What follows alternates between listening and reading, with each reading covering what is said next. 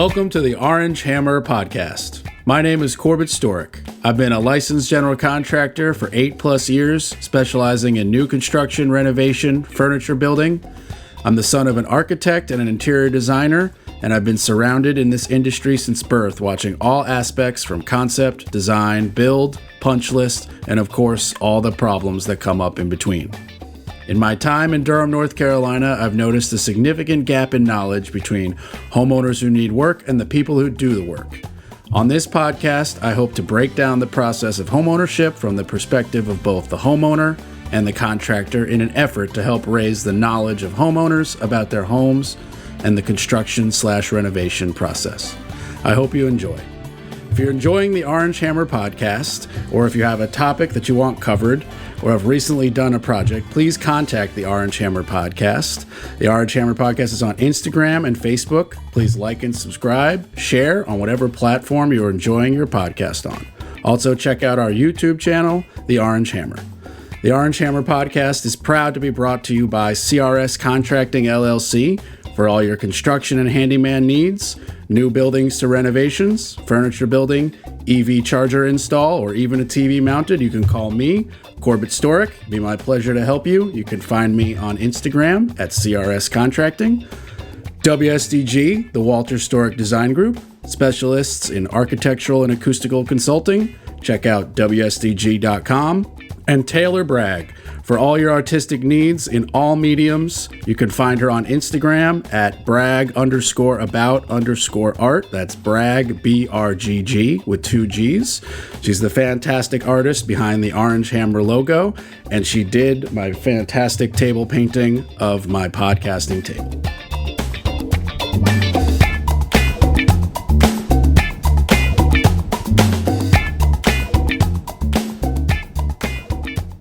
Okay, here we are. Welcome to the podcast, Meagan. Thanks for coming. How are you today? I am doing wonderful, How are you today? I'm doing good. Today has been a little bit of a relaxing day for me because my project's kind of on hold, just 2 calendar days till my flooring guy can get there. So I just got like nothing to do. I went and looked at a bike.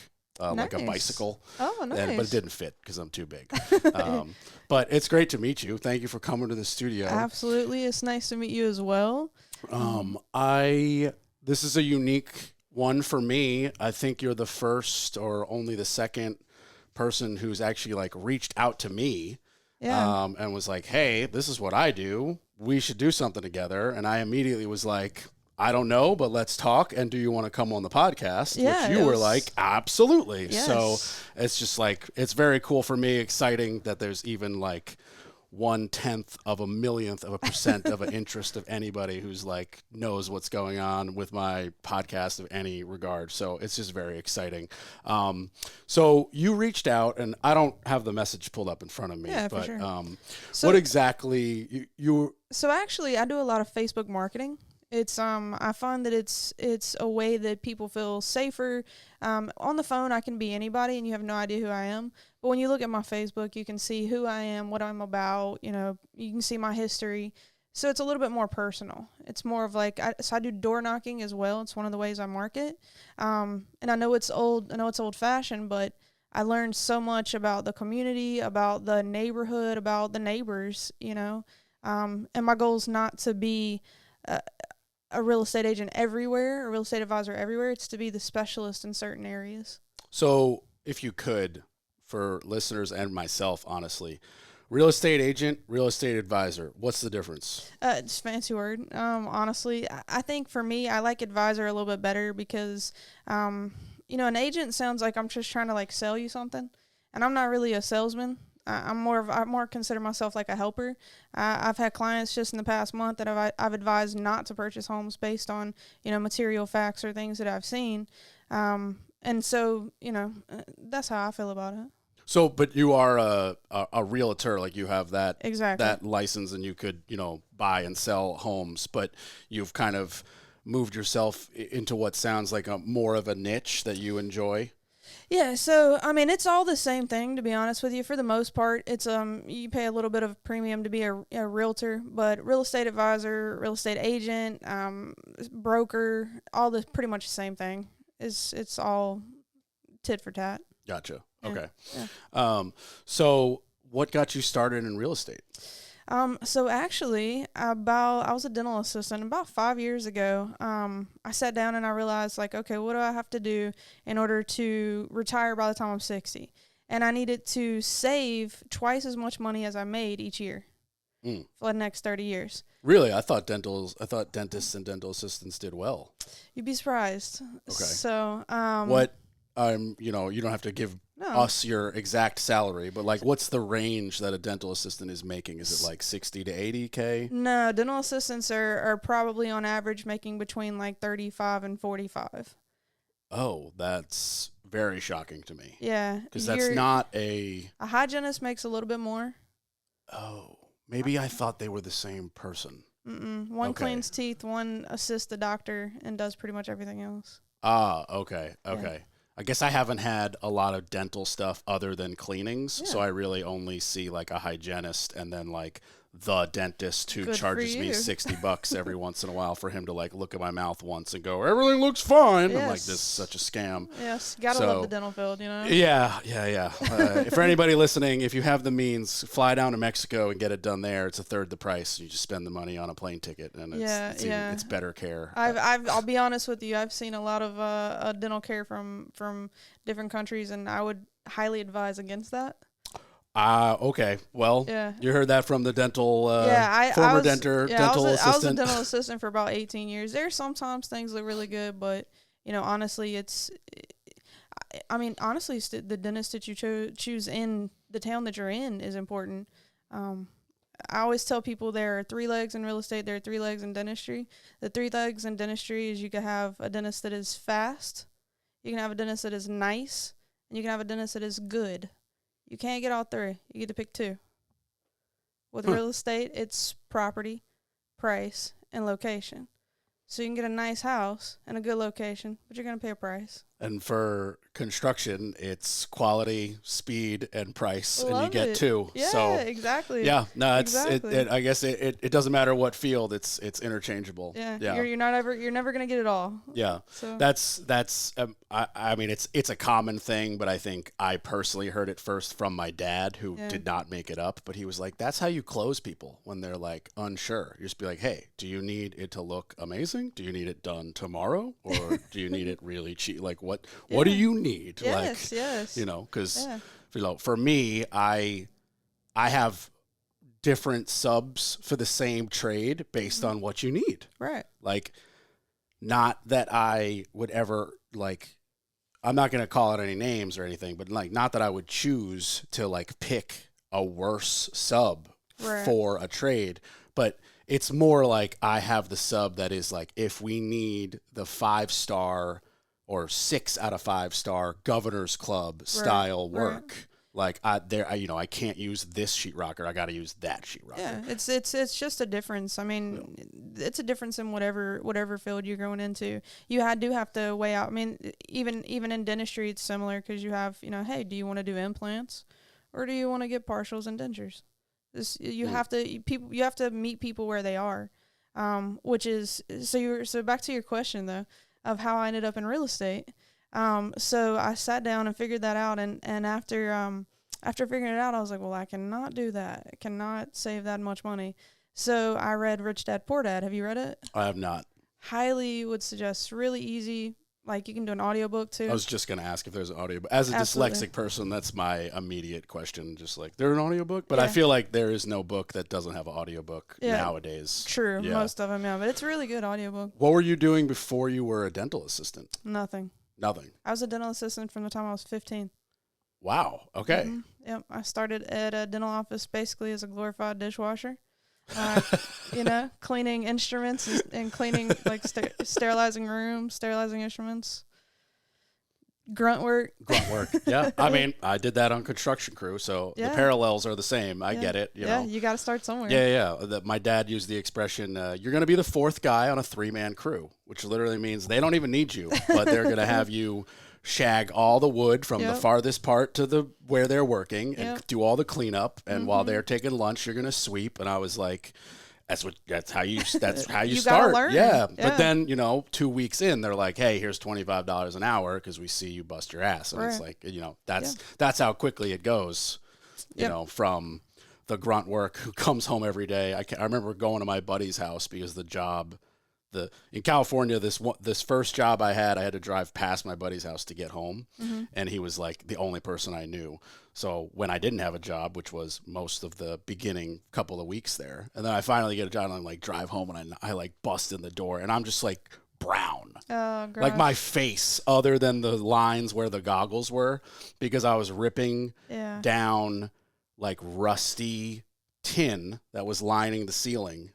And then when you pulled that down, there was just like an inch of dust and debris that was sitting on top of that so that we could get to the framing to then like renovate this building. Yeah. And I was covered. The fourth guy on a 3-man crew, and that was my job. They gave me a pickaxe because I was tall. They were like, wedge that in there, yank that shit down, and this just man. I was covered in basically rust particles. Oh, it was so bad. That sounds so horrible. Oh, I walk into Ernie's house and he was just like, dude, you don't sit, don't touch anything. Yeah, like shower. Get out. No, it wasn't my house. He was like, go home. Like, what are you doing here? I was like, I just wanted to show you. I felt proud of the day. This is what I'm doing. He was like, this is ridiculous. Get out. Oh Lord. Yeah, that's you gotta get dirty sometimes, But, I mean, cleaning instruments and scrubbing dental chairs is exactly the equivalent. I mean, that's not fun. That's not glamorous. No, it's monotonous. It's the same. It's repetitive. It is. It is. And I kind of worked my way up the ladder from the grunt. You kind of did the similar thing, and I was the highest you can get in assistant world is like lead assistant. Yeah. And that was where I was at, and I just I don't like not growing. If I don't see like it was the top of the rung. You literally had nowhere to go. Unless I wanted to go to dental school, I was done. And that was not appealing? No. Okay. Don't like that. So real estate, was that the immediate choice, or was that what fell into your lap after some exploration? No, so I looked it up. I was like, what is the most made self-millionaire? And real estate, it was like 93% of self-made millionaires are self-made millionaires through real estate. And I was like, but you mentioned, sorry to cut you off, you mentioned that book. What was it called again? Yeah, Rich Dad, Poor Dad. And was he a real estate agent? He owns many businesses. Okay. His name is Robert Kiyosaki, and he's huge. And pretty much everyone at a higher level has read or knows about his books. It is about real estate investing, but it's more about moving into different quadrants. So, I was working for someone else as a dental assistant. I became self-employed when I chose to be a real estate agent or advisor. I was on Call Group. I actually just recently left the group, but I was on Call Group, and they were my moving from the top box of employee to self-employed. Your next move is to business owner. So my next goal in life is to be a team owner. So that is what I'm working on currently, getting my my team started and building up clients and just taking care of people. Nice. Yeah. Nice.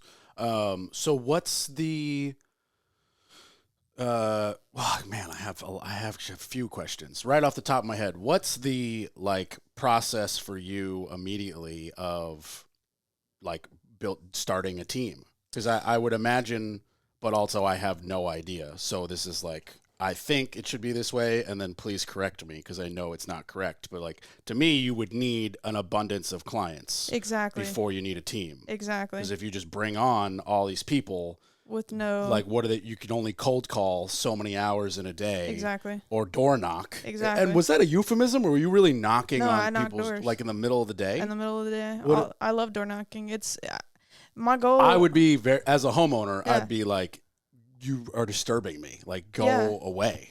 Some people do. Okay. And the thing of it is you on your door have a no soliciting sign. True, but should be 10% of people ignore it and they knock anyway. I don't feel that that's, if someone doesn't want me to knock, I'm not gonna knock. And if someone shoos me away, I just leave. I'm sure you do. It was just to me that I don't know of anybody in today's with today's marketing availabilities. I don't know anybody else who door knocks. So I'm just surprised to hear. So it actually has a higher conversion rate. Really? Mm-hmm. Yeah. So with cold calling, your conversion rates can be somewhere between 2 to honestly, like, if you're not a great agent on the phone, 2 to like 500 contacts before are getting like a decent lead or a sale. Door knocking, the average is about 40 to 50. So for every 40 to 50 doors I knock, I'm going to get a client. Is that universal or real estate alone? I'm not really sure. Okay. I'm just curious. Because yeah. I don't door knock, but ironically you say that, and 2 hours ago I drove 4 doors down because my friends have moved and the house has new people. And I know the house doesn't need anything because I've been in that house a bunch and it's new. Right. And I even did some repairs before it got sold for Nick and I can't remember her names, whatever. But I did knock and they weren't home. And I'm like, oh, I'll just try back. Like, this is not one of those like, hey, I have like a bleach product to sell you. I just want to like give them my card and be like, hey, I was friends with the previous owner of the home and like, see that rail, I fixed that before you bought it. And like, if you need anything, here's my card. Have a good one. I saw you moved in. Yeah, that's exactly kind of how I do things. I don't, like I said earlier, like, I'm not a real salesman person. Like, I don't see myself as like, I just want to be in front of people when they need help, because I truly do believe that I'm the best agent for them. I bust myself up. I will be there. I will answer your text at 10 o'clock at night when you're stressed and anxious. Like, I genuinely care, and I love what I do. I love negotiating. Negotiating is my favorite. I got a client right now. I tell people all the time to negotiate for their loans. No one ever listens. I mean, like, it takes a few minutes to put in applications with several places, but I have a client who listened to me today, and I'm super excited because her rate started at like a 6.5%, and we got it down with this company to a 5.65% just because they want to get her business. And we sent them, hey, these are all the pre-approvals from these other places. Can you match? Can you do better? I did the exact same thing when I got my first mortgage and when I refinanced it. And for those who are like confused at what we may be talking about, so let's just like do a hypothetical, right? So like if you have a bank that you like and you and your family have been using that bank, great, go to them. Tell them what you want to do. We want to buy this $200,000 house. We can put $10,000 down. We need 190, whatever the numbers are. We're making them up, okay? Right. And they're going to come back.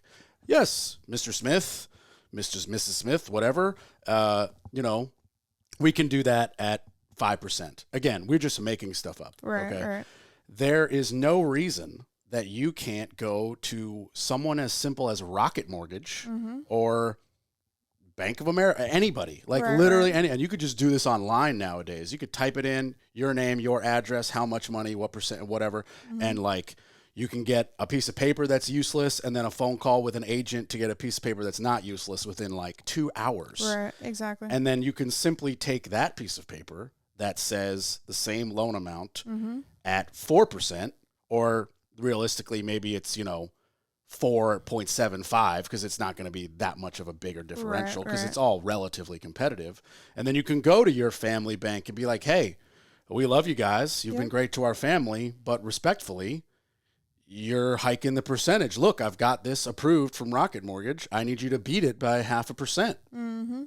And as you very, very simply put, they want your business. Yeah, exactly. So they're I can't guarantee, neither could you, but most likely they're probably going to say yes. Yeah, exactly. Or at least match it. Yeah, or try to do something different or something better, give you something to incentivize you to come to them. Yeah, there are variables beyond just those three things that would, like, how much, maybe a little less down, or they might, they can find a way to sweeten it. Yep. They want your business because they want to have you on the hook. Exactly. They think you're going to default. But don't. If you're listening, default. Don't do that. Yeah. Yeah, no, it is. So negotiating is one of my favorite things. Some agents are less, they don't like to take risk. And I always put it in my client's hand. I'm like, what is your risk tolerance? Do you want to play? Yeah, it's kind of like an investment portfolio Right. advisor is like, well, do you want this to grow low and slow for 40 years, or do you want to roll the dice and try to make money in 5 years? Exactly. You get to decide, and then they hopefully advise or do those actions for you. So Right. that's now I'm understanding more and more why you use the term advisor. Right. Yeah, because it's like it's not that realtors are less involved, but I see your like slightly different avenue of why you're unique. Yes. And that's a question. I've had several realtors on here, and you eventually it comes up like, why would somebody call you? Right. Because why would someone call me as a contractor? There's 100,000 of us. We're sir. all over the place. Take a left turn, Take a left turn, yeah. Yeah. And what's crazy is people still are not checking that contractor. Yes. Like nobody goes to the North Carolina Licensing Board website and just types in a license number or even asks the contractor for their license number. Right. Mine's printed on my business card because I just am not screwing around. Here's my license number. Google it. Yep. You'll see 0 complaints, 0 open cases, 0 closed cases, 0, 0, 0. Never had a problem. Yep.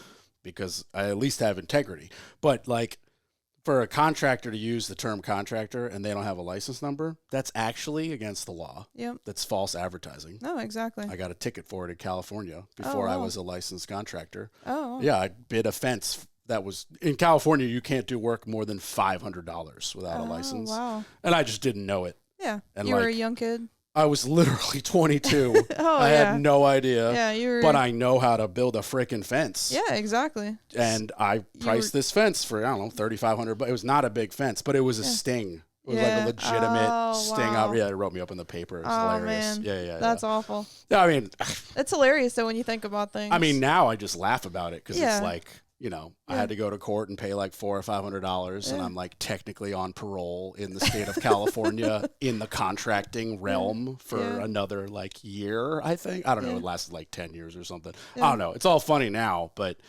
it's just hysterical. Like I think in North Carolina you can do.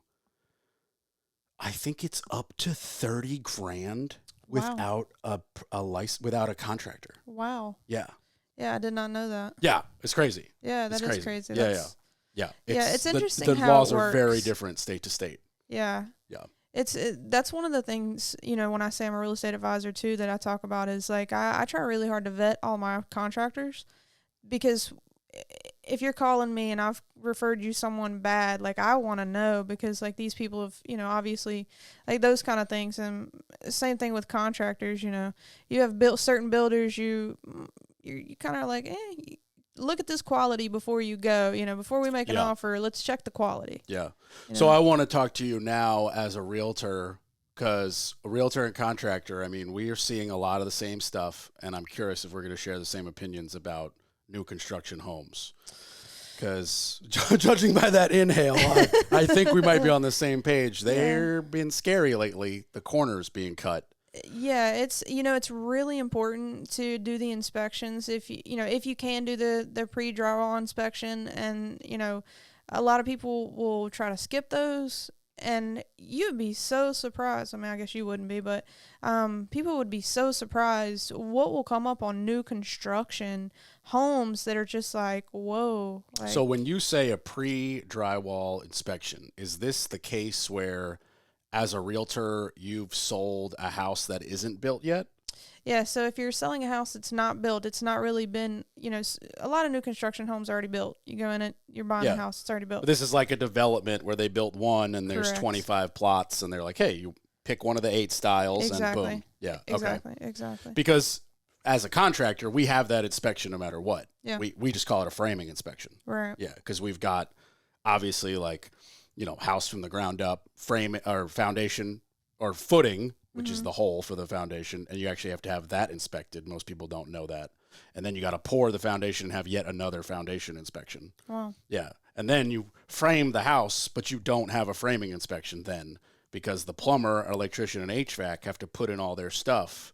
And most of the time, every time, they have to drill through something or notch something. Right. So all that has to be done, and then there's a framing inspection. So the framing inspector can be like, oh, that notch is like small enough that it's not taking enough out of that beam, or it's too much of a notch and you got to rerun that pipe and add some more wood or whatever that. Right. So that's why that's like that order of operations for us. That makes sense. So when would you, like if I've bought one of these houses that's now being built, when would you and I have our pre-sheetrock inspection? Well, if it's already been built, you can't. No, obviously, Right. it's already built. This is not an option. It's usually something that we arrange with the contractor. You know, hey, if it's in the process of being built, when is it? When should we come in before you guys do the dry watches to do our own inspections? So will there be insulation or no?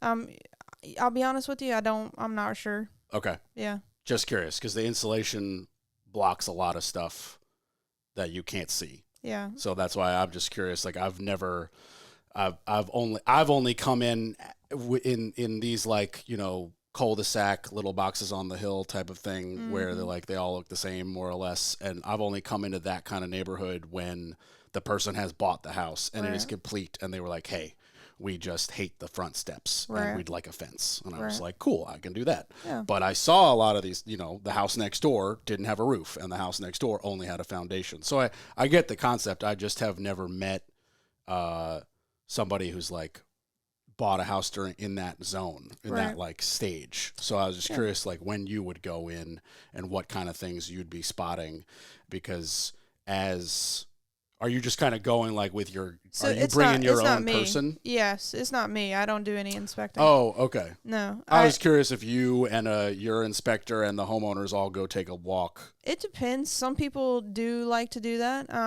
but usually the inspector does the pre-drywall by himself.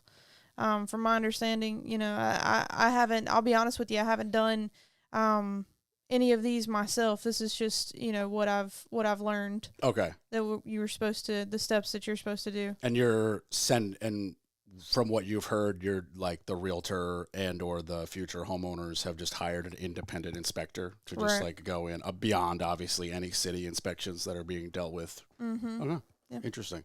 Is it the same kind of home inspector that you would use, you know, on a new house? Like, yeah, exactly. Like I had a home inspector before I bought this. Is it that guy? Yeah, that's what I've, you know, that's my understanding. Like I said, I don't know too much about it. So, but this is, you know, just what I've been taught that you're supposed to do. From a contractor, you can probably tell me your perspective if you don't think it's necessary, you know? I think every inspection's necessary. Mm-hmm. Yeah. I don't think you can do too many inspections. Yeah. I've been on both sides of it, obviously more as the builder who is normally there's an initial just like upset at any failure because it's just days that something's got to be fixed and then we need another inspection. And so it's more just like, yep, we lost how many days. Right. But in the reality of like looking back on my career, there's never one of those plumbing inspections where I don't want it done right. Right. Like I love my plumbers, they're human. And you know, if something's wrong, you know, now there has been one where even I read the code book in the plumbing book with my plumber and I was like, the inspector's wrong. Right. And I was like, okay, all three of us think the inspector's wrong. He's a new kid.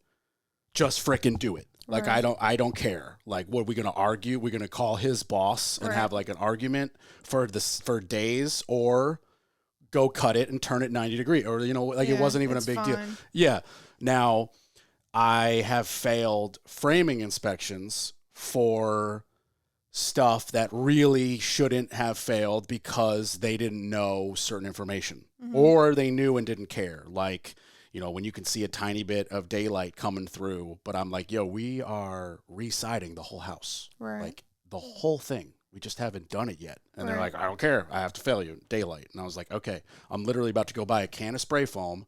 And he's like, I don't care. That's fine. But I can't. And I'm like, okay, as long as you know, and you're going to come back and see that and pass. He's like, I will, but you know, and like, you know, I've also though been on the side where inspectors will work with you a little bit. Yeah. You know, I've been on one where this guy failed me. He was like, you got 12 inches of rotted wood. I need you to cut it out and put a new piece. And right above it, I need you to put a 4x4 square, whatever it was. Right. And I literally was like, okay. And I walked to my truck and I got my saw. And he was like, oh, are you going to do it right now? I was like, yeah. He was like, text me a picture. Yeah. Like really nice. I'm gonna, I have to drive 30 minutes to the next inspection. If I get that picture in 30 minutes, when I pull into that driveway, I'll just put it as passed. Right. And I was like, you're gonna get a picture in 5 minutes. I've got a scrap 2x4 and I pulled screws and sawzall out of my truck, and I was like, that I can do right now. Now that's different than you're missing 60 brackets. Right. You got to go buy them and put them in. Yes. But then I've also had inspectors who failed me because there was some electrical scraps left in the crawl space that my electrician didn't throw out. Yeah, I had that actually recently on one of my inspection reports. Yeah, literally, just some garbage. Yeah, it just needs to be thrown away. Yeah, and I was like, is there anything more I need to do than put on my gloves and pick it up and put it in the garbage can? And he was like, nope. And I was like, okay. And I started putting on my gloves, and he was like, oh, you're going to do it right now? I was like, yeah. He's like, I can pass that. I was like, if that's what you're telling me the problem is, this is my house. I'm going to just clean it. Good. Yeah. You're fine. And that's also, at least for the framing inspection and the final inspection, I recommend to any contractors listening, be there. Try to be there. Right. They're the worst at giving you a time window, so the likelihood is low. But if you can, be there. Yeah. And, be unnecessarily nice. Yeah. Because they think they're like surgeons. They think they're God, and they aren't. But they really let this complex go to their head, these inspectors. Yeah. I had this one female inspector. It's the only female inspector that I've actually run into, and she was the harshest one. Wow. But literally, she like 27 of these things that she pointed out, and I was like, I swear I was being calm. I was like, what part of we are spray foaming? And at the time, this was years ago, the code has changed now, but at the time, spray foam counted as fire seal. You did not have to fire seal any of the penetrations, because if you're again, the code has changed. Now you have to fire seal. They don't care. And I was like, what are you not understanding? Like, here's a letter from MPI Foam. They're coming in. They're doing the entire thing. And she was like, I don't care. Seal these like 28 things. And that was one time where I did actually call the inspector above her. And I was like, I'm using spray foam, and it clearly says, and he was like, yeah, that's fine. I'll change it. Like, he changed it for me. Wow. Yeah, without a second inspection. And we, that house we still own, and it's great. And it hasn't burnt down, FYI. Yeah. That's good. I'm glad it's not burnt down. So you're an investor as well, right? So I don't know what my title would be. I mean, I have a contractor's license, so I'm a contractor, but I'm an owner of an LLC that has all these properties. And we started just with one house that we gutted completely down to the studs without even a building permit, and I didn't have my license. Like, I hope there's no law listening. No, I'm just kidding.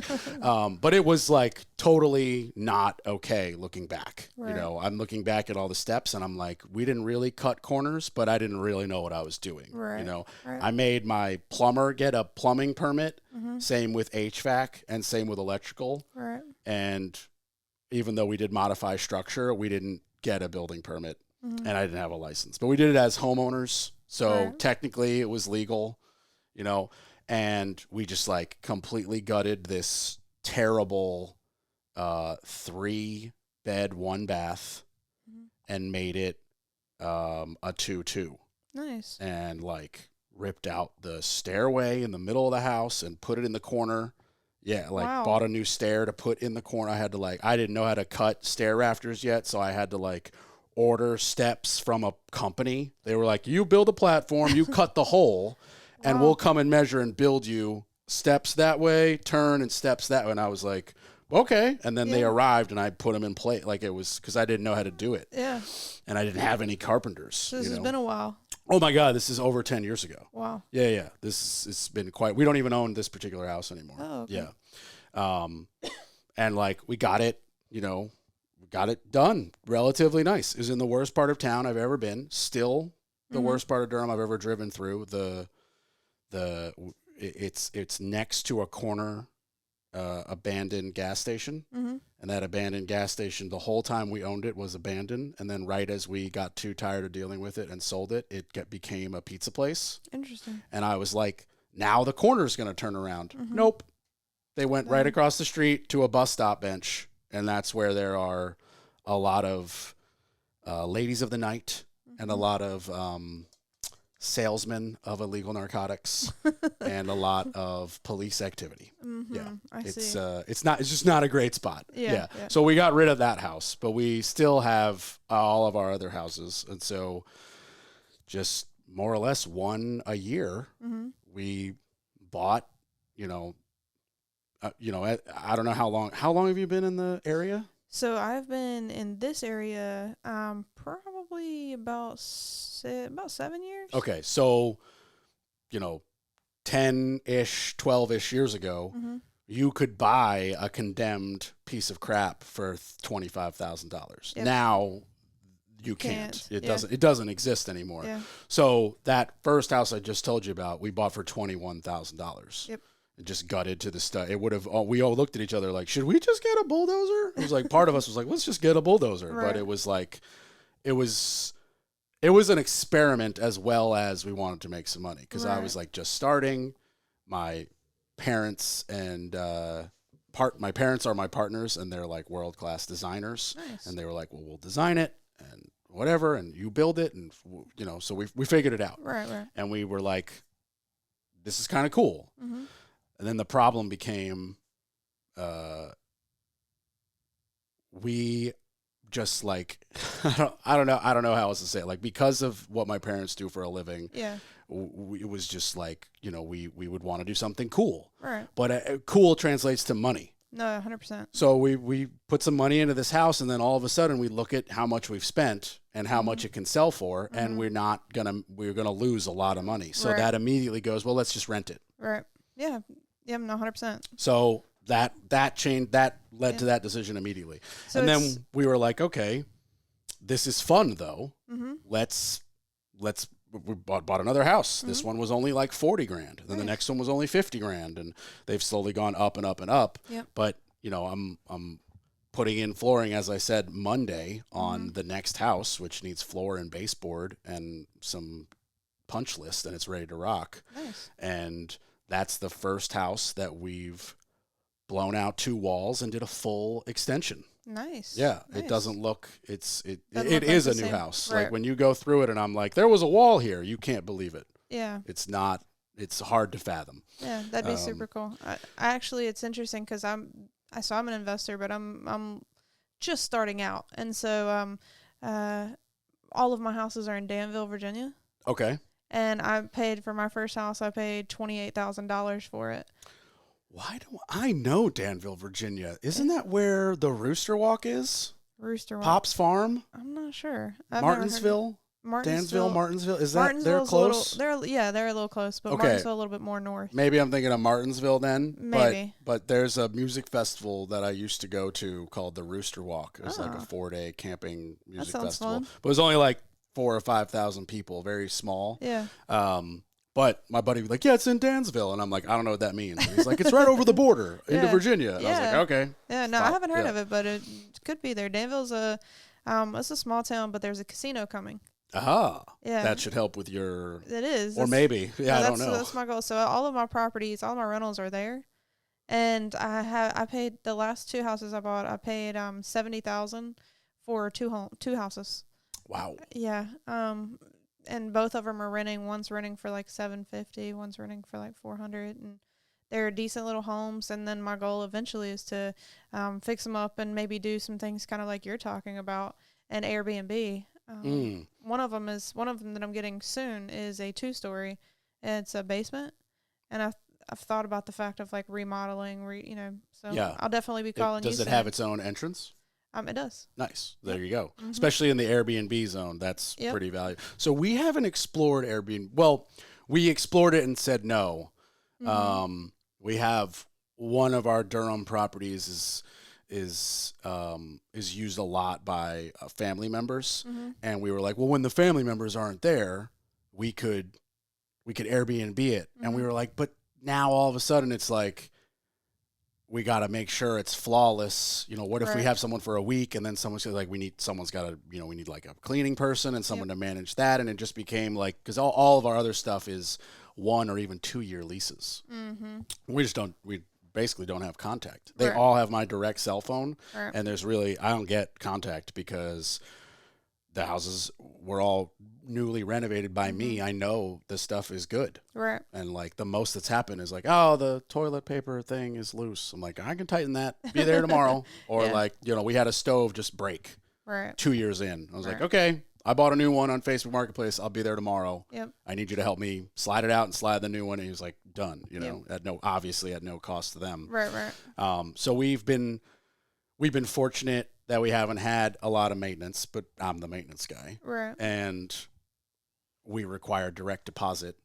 So because, you know, the biggest headaches are usually trying to collect rent. Right. So we just, before we even sign a lease, we're just like, if you have a problem with direct deposit, we're not for you.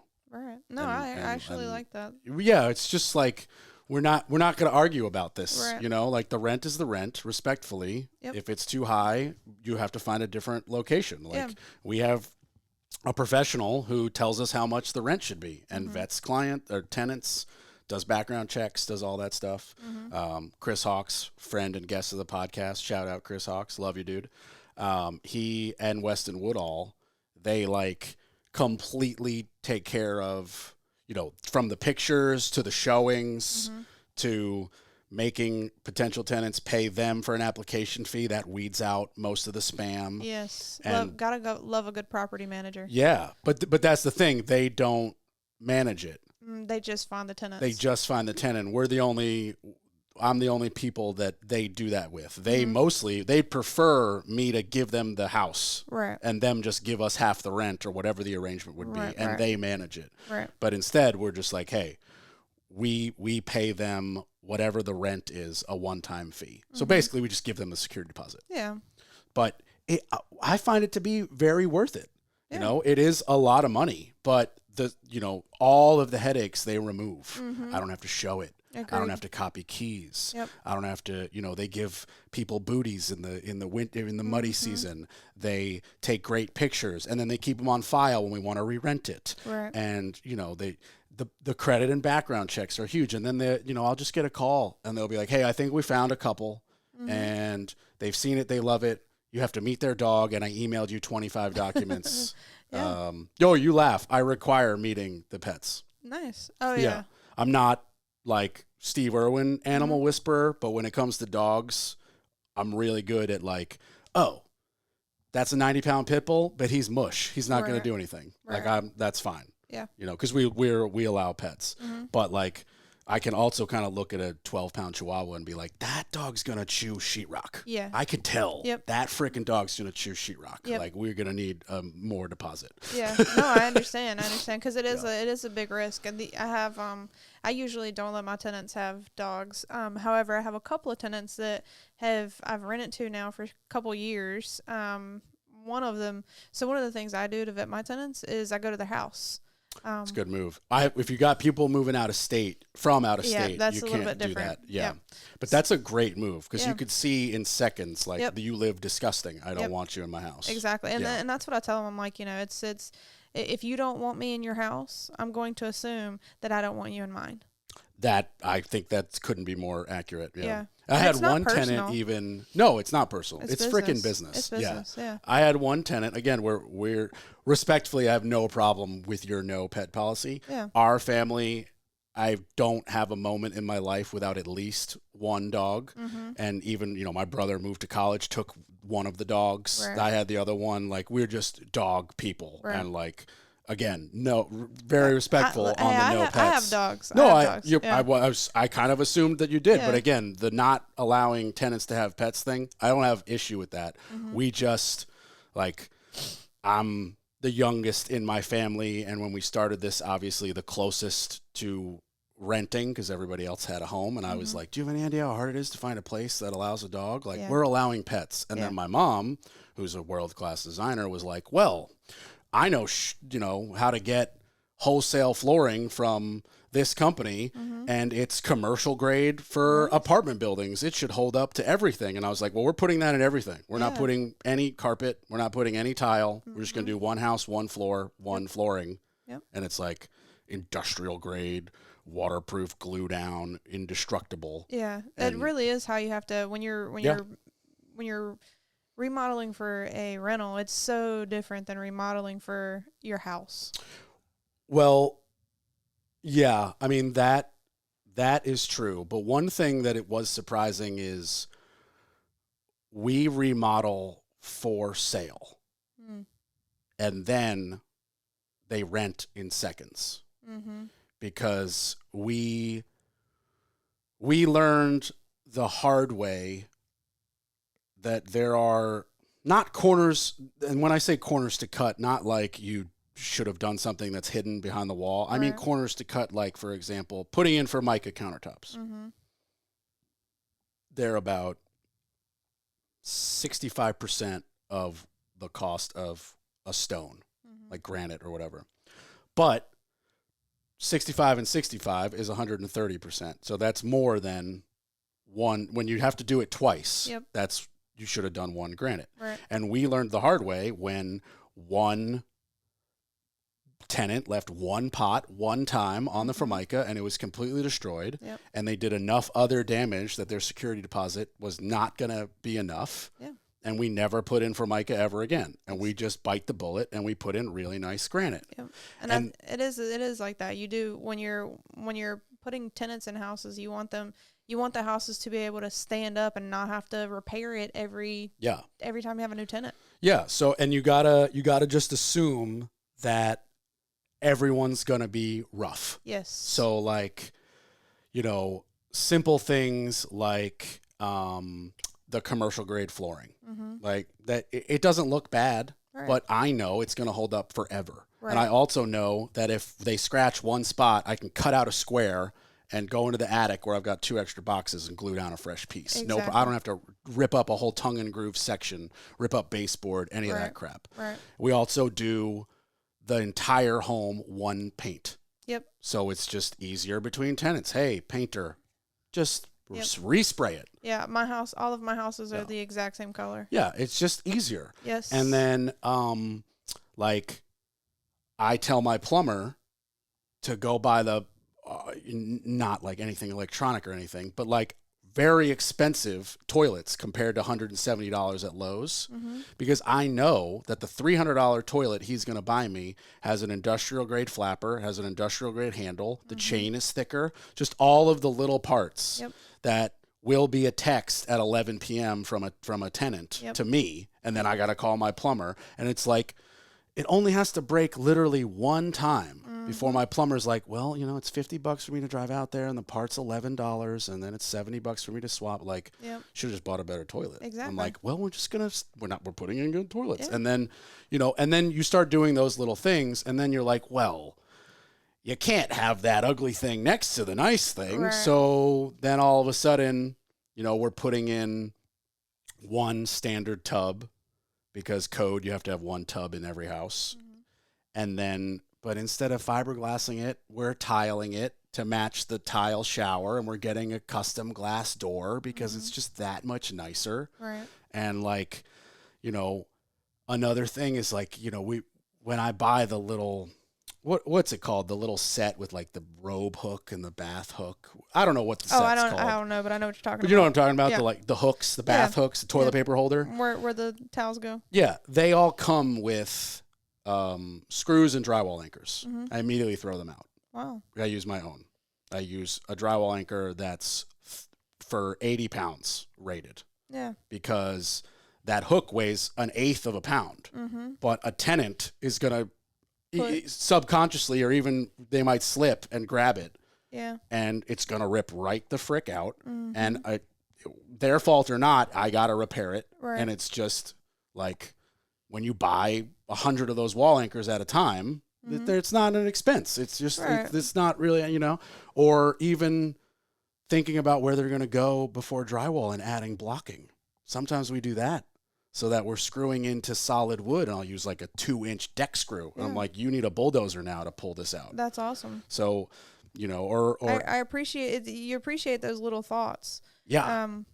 And it just allows our house to hold up. Like we're about to sell one in a month. Well, this is recording when? April 13th. We're going to sell the end of this month. So this will come out in probably a month after. But anyway, we're about to sell a house that we've had for about 8 years.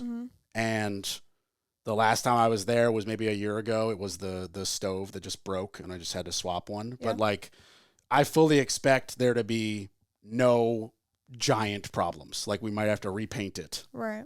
At most. Right. But I fully expect, like, he would have texted me if like a door had broken or whatever. And like we put in a lot of extra, like I'm a big fan of overbuilding when it comes to support stuff, especially. It's interesting because my thoughts are immediately. So before I got my real estate license, I was a wholesaler. I wholesaled real estate. And I walked in this house. The guy's like, yeah, like I'm thinking about selling it. Go check it out. I get there, and the lady is an extreme hoarder. She's only been here for about 4 years, but the guy's in New Jersey. So he's not been to the house in 4 years. She has collected so much stuff. Like, worthy of the show? Yes. Oh, God. Yes. She actually, one of her children had passed away, like, God bless her, but she rented one of those little containers. Like a shipping container? Yeah, and Oh, my she God. basically moved his entire house into that shipping container and was like not able to let go of any of it. It was really sad, to be honest. And then I walked in the house, and when I walked in the house, the only thing that was holding me up was the carpet. That was it. It was like no flooring whatsoever. I walk into one of the bedrooms, and it was supposed to be a 3-bedroom, 2-bath, and I walked back there, and she had completely ripped out a wall. So now so I had to call her, and I'm like, hey, it's, have you been here lately? Yeah. Like, do you know what's happening? Yeah, and I took pictures, and I was like, these are the pictures. Like, I'm really sorry, but like the offer on your house is going to be extremely low because it's got a lot of, and he's like, what? Like, that's crazy. She's never told me anything. And I'm like, yeah, like, you got a mess on your hands. Yeah. Like, and so like having a property manager, like, luckily you're your own property manager, so you're paying attention to these things. But a lot of investors don't, I say investors, but like people who have like 1 or 2 houses, they don't watch them or they don't take care of them. They have no idea what's going on. Well, a lot of those people, and I don't want to shit on anybody because getting a second home and using it as a rental property is a great move. And I think we can both agree that we would highly recommend it. Highly. But if you have 1 or 2 homes, it's your side hustle. Right. And, Exactly. And unfortunately, well, not unfortunately, because that's kind of, again, shitting on people. It's hard to give everything to your main hustle and your side hustle. You only have a finite amount of energy. Exactly. Time. All of it. Yeah. And if you're out of state, especially like I'm out, like, especially as a wholesaler. I got to cut you off. That's just insane. Yeah. I don't know how you think it's smart to be an out of state, even if you have a like true tried and trusted property manager there. That's insane.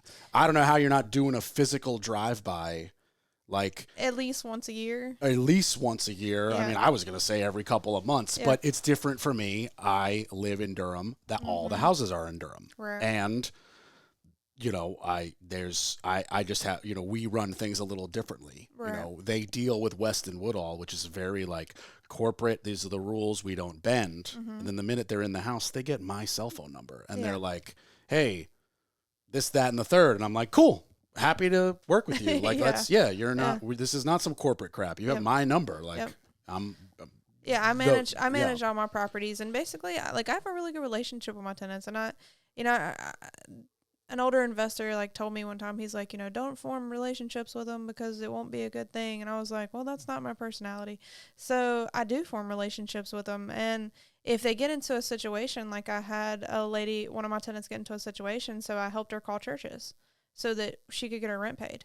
It's like you help people. I don't have the money to pay your rent, but I will try my best to help you find a way if you get into a situation, or like, and that's just me personally. I share that, but I got burned. Yeah.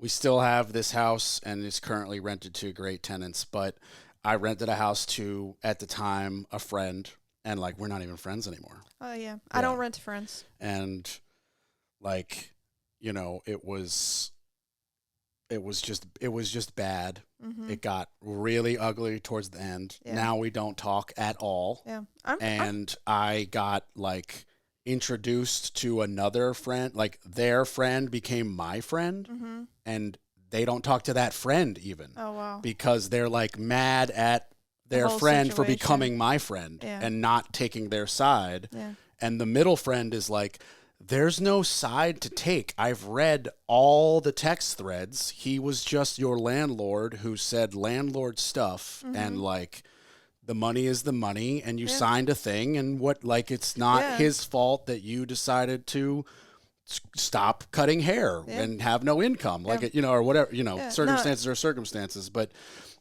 the friend in the middle I'm referring to Mm-hmm. rents a home from me, Mm-hmm. and everything's great. But Yeah. I told her, I was like, you will be the last friend I rent to. Like, from Yeah. now on, No. I will treat everybody very respectfully, but tenants are just dollar signs. Yeah. Like, you're a dollar sign, and if there's a problem, I'm going to fix it. Mm-hmm. But I don't even want the sob story. Right. Like, if you got a problem with the auto pay, we've got the sheriff ready to go Yeah. with whatever we have to do to, remove you. Like, we're not playing around. Yeah. And even before what I just told you, I had another tenant who, like, they had the auto pay, but then it wouldn't come through. 6 months in, it started stopping, Mm-hmm. and there was a different story Mm-hmm. every single month. Right. And every story was a lie, especially the ones that were like, the bank put the wrong date. I was like, these billion-dollar banks don't screw up every month. Mm-hmm. It just doesn't happen. Mm-hmm. But we had a relationship Mm-hmm. where, between you and me and everybody listening, they could have texted me for real and been like, yo, Corb, we're short. Yeah. And rent's due on the 5th. Can we pay you the 10th? Can we give you what we've got on the 4th? Yep. And it's going to be $300 light. And it would have been a completely different interaction. Yeah, well, that's actually what I do with my tenants. I tell them, like, I set them down. I'm like, listen, I'm not Redfin. I'm not a huge corporation. I'm a person. And as much as I would love to have the money to pay your bills and my bills, I don't. Yeah. And so I want you to be aware up front that if for some reason you can't pay your bills, if you lose your job and you let me know, then, I'm not too concerned about you getting out of your lease early. And I don't care about that as much as I just want you to be honest with me. Tell me what's going on so we can have a conversation. I have a tenant now who, she's been my tenant for about 2 years, and I absolutely adore her. And sometimes she'll call me and say, hey, or even this past time, because she actually lived in one of my other houses, moved out, moved back in. And, we had like some hiccups in the road getting the house prepared. And then she was ready to move in, and then she had a car wreck, and then she wasn't ready to move in. And so we like pushed the date instead of the 1st to the 15th. And it was like, that's fine. Like, it's no big deal. Just prorate it. Yeah, just talk to me. Like, communication. We can talk about anything, and I'll do everything I can to the point. But when push comes to shove, it is what it is. Yeah, I think there's a couple things happening, though. I feel like there's obviously at least 10 to 15% of embarrassment for those people who are like, shit, I can't pay my rent. Like, it's easier to say the bank screwed up, Yeah, then just but be honest. I think that 85%, and this is my opinion, no way fact, I think 85% of that is just how those people are in life. Right. Like, in this particular case, those people who gave me an excuse every month, it was the same at the time we were friends. It was the same when we tried to like hang out as friends. Right. The communication was just terrible. I have subcontractors. We don't have money issues, but I have subcontractors who don't communicate as good as other ones. Right. It's just the way of the world. Exactly. I simply don't understand anybody who doesn't communicate. Yep. I'm a communicator. I'm going to use the word correctly, but my version of correct is no one else's version, and I have to acknowledge that. But to me, like, we have literally computers in our pockets. They text, they Facebook, they email, they call. I forgot they call, FYI. They do everything. So the fact that, like, you know, I don't know, whatever your time frame of too long goes by that you don't respond is just, I don't get it. Like, you know. It's, I have to say, before I became an agent, I was probably the one that was like not going to text you as often, you know, and then after getting my license, they literally tell you that you're now a professional communicator. That's your job. Do you think it's because of our jobs? Because I don't remember I don't remember a switch, but it was definitely a switch for me. Okay, because like Huge in college switch. or whatever, I feel like I was still like, text comes in, text them back. But like now I have friends that, like, their phones just on silent 24/7. Yeah. And I'm like, how do you know if it texts them? Like, I'll check it every once in a while, and then, like, you know, a couple hours will go by before I get a message back, and I'm just like, I run a company from my phone. Like, Right. I have to silence the spam calls, but I have to be able, if it's a 919, I don't know. I got to assume it's a client. Business, yeah. Yeah, You know? I literally answer my phone all the time now, and it's like, and emails. As a dental assistant, I didn't check my emails maybe once a month, maybe. You know, I think at one time I had like 14,000 emails that were unread. You know, then when I got my license, now my entire responsibility is to be on my phone, to be in my email, to be checking my text messages. I am someone's, you know, rock for the time that they're either buying or selling their home. Yeah. So, and same thing with being a contractor. You're that person's go-to. You're their rock when anything is not what they think it should be. Yeah. You know? Yeah. I mean, literally right now, I'm in the middle of it. Like, flooring is done, and I'm going to put base in. They want to delay like a week and a half. But like, me and the husband and the wife are all in a 3-person group chat. And like, they're not even bad clients. They're borderline friends. And like, it's still a lot of communication because one might be at work and the other one's at home. Yep. And you're like, I asked them a question and he's like, oh, I'm not sure, but I think it's X, Y, and Z. And she's like, no, I'm here. It's Q. And I'm like, and it's like, I'm driving, and it's like, whatever.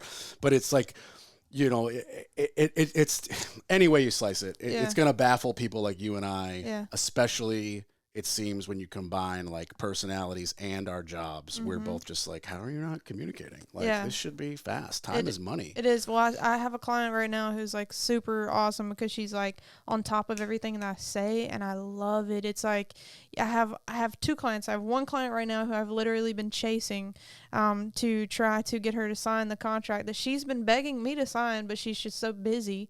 Husband's already signed it. She's already sent the pre-approval, and I'm like, hey girl, you gonna do this? Yeah. Like, or what are we doing here? Yeah, I don't mind, but I keep having to update the contract, and then your husband has to re-sign, or you have to re-sign because I got to get both of y'all doing it at the same time. Right. And then, you know, then I have another client who's just like the bomb, and she's like, hey, I already put everything into a spreadsheet. Do you mind looking over it? And I'm like, absolutely. I would love. Can I borrow it? Yeah. Can I use that? Yeah, right. Like, can I make this a template for everybody? Yeah. Exactly. I got one client, or like, I to be honest, don't know if he's going to become a client, but like, he gave me the $100 that I charged to come out for an estimate. Yeah. That will come off if he hires me, so it becomes a free estimate. But his attic was physically too full for people to walk around and take measurements. So I said, respectfully, you have to empty this, because you're going to have to empty it for us to work. Or if you want me to give you an accurate bid, I'm going to need a blueprint, because he's like, oh, I had this house built. I'm like, cool, send me the plans of the attic. I can send the plans to my sheetrocker, and he can measure off that, because he physically cannot come up here and measure to give me a sheetrock price to add to the bid. Yeah. And, you know, respectfully, hey, yesterday even, hey, you got that plan? He was like, some stuff happened and I'm working on it. And I was like, okay. Yeah, exactly. So it's like, what do you want me to do? I literally cannot give you a price, because like, there's no way to accurately price stuff without measuring. And like, literally, I was able to measure how wide the tub was, because that had like, but it's like full of stuff, like completely full. It's an unfinished attic we're going to finish out. I did the same thing for his neighbor 4 doors down. That's how he got in touch with me. Yeah. So, well, that's sort of where door knocking actually would come in handy in your business, even if you paid somebody else to door knock, Because the thing of it is like, oh, I just did your neighbors. Like, and that's like one of the things we do is like, I'll, like if I sold a house in the neighborhood, I door knock, hey, I just sold your neighbor's house. You know, this is them. And I always ask clients, like, if I can introduce them. But I'm like, hey, your neighbors are over here. If you need anything, feel free to reach out. I'm their real estate advisor. And then, it just kind of get to know the people. Yeah. And you'd be surprised how many people you get four doors down who need the fixed attic or need the real estate agent. So what would you like recommend? Like, do 10 houses in every direction of every client I've done in Durham or something like that? I would 100%. At least 5 to the left, 5 to the right, and the 10 in front. I mean, it wouldn't take me that long to drive around with a stack of business cards. I just joined this networking event or networking group, and I went to it last week or 2 weeks ago or whatever, and I like gave out every one of my business cards in my wallet, and I was like, I'll be right back. I went to my car to get more. Yeah, was it Tria? It was RAP, I haven't RAP heard of it. Networking or RAD Networking. I haven't heard of it. It's RAD or RAP. I can't remember. Which one did you mention? The TRIA, the Triangle Real Estate Investors Association. You're gonna have to send me an invite. I will definitely do that. Yeah, because I'm happy to have every one of your realtor friends send me home inspections and give them what it would cost for you to fight at closing. Okay. I love doing that. Yeah. Well, I got some friends. So I hope you know a few realtors. I got a couple people. Yeah. Maybe somebody will listen. What's your like primary zone that you work in? So primarily, my favorite is downtown Cary. Oh. I love downtown Cary. I listen to a podcast a lot, obviously. And Cary has a podcast, and it like talks about the mayor's 10-year plan, and it's really beautiful. Cary's goal is to be one of the top cities in the country, and they're doing it. I've never been unimpressed by how nice Cary is, but if you're not married with kids, it's not the place for you, in my opinion. Yeah, I could see that. As somebody who's not married and has no kids, I'm just like, why would I go there except for like a very specific restaurant to drive to and leave? Yeah. I think I like the vibe of it, to be honest. It's really a mixed area. Like you go downtown and you have $1 million house next to somebody who's lived there since they were, born, and they've been in this house for 50 years. And, it's just two totally different worlds, and all of them kind of collide downtown. And it's that's one of my favorite things about it to door knock, is because I meet such a variety of people, and it's not like just like one group of people.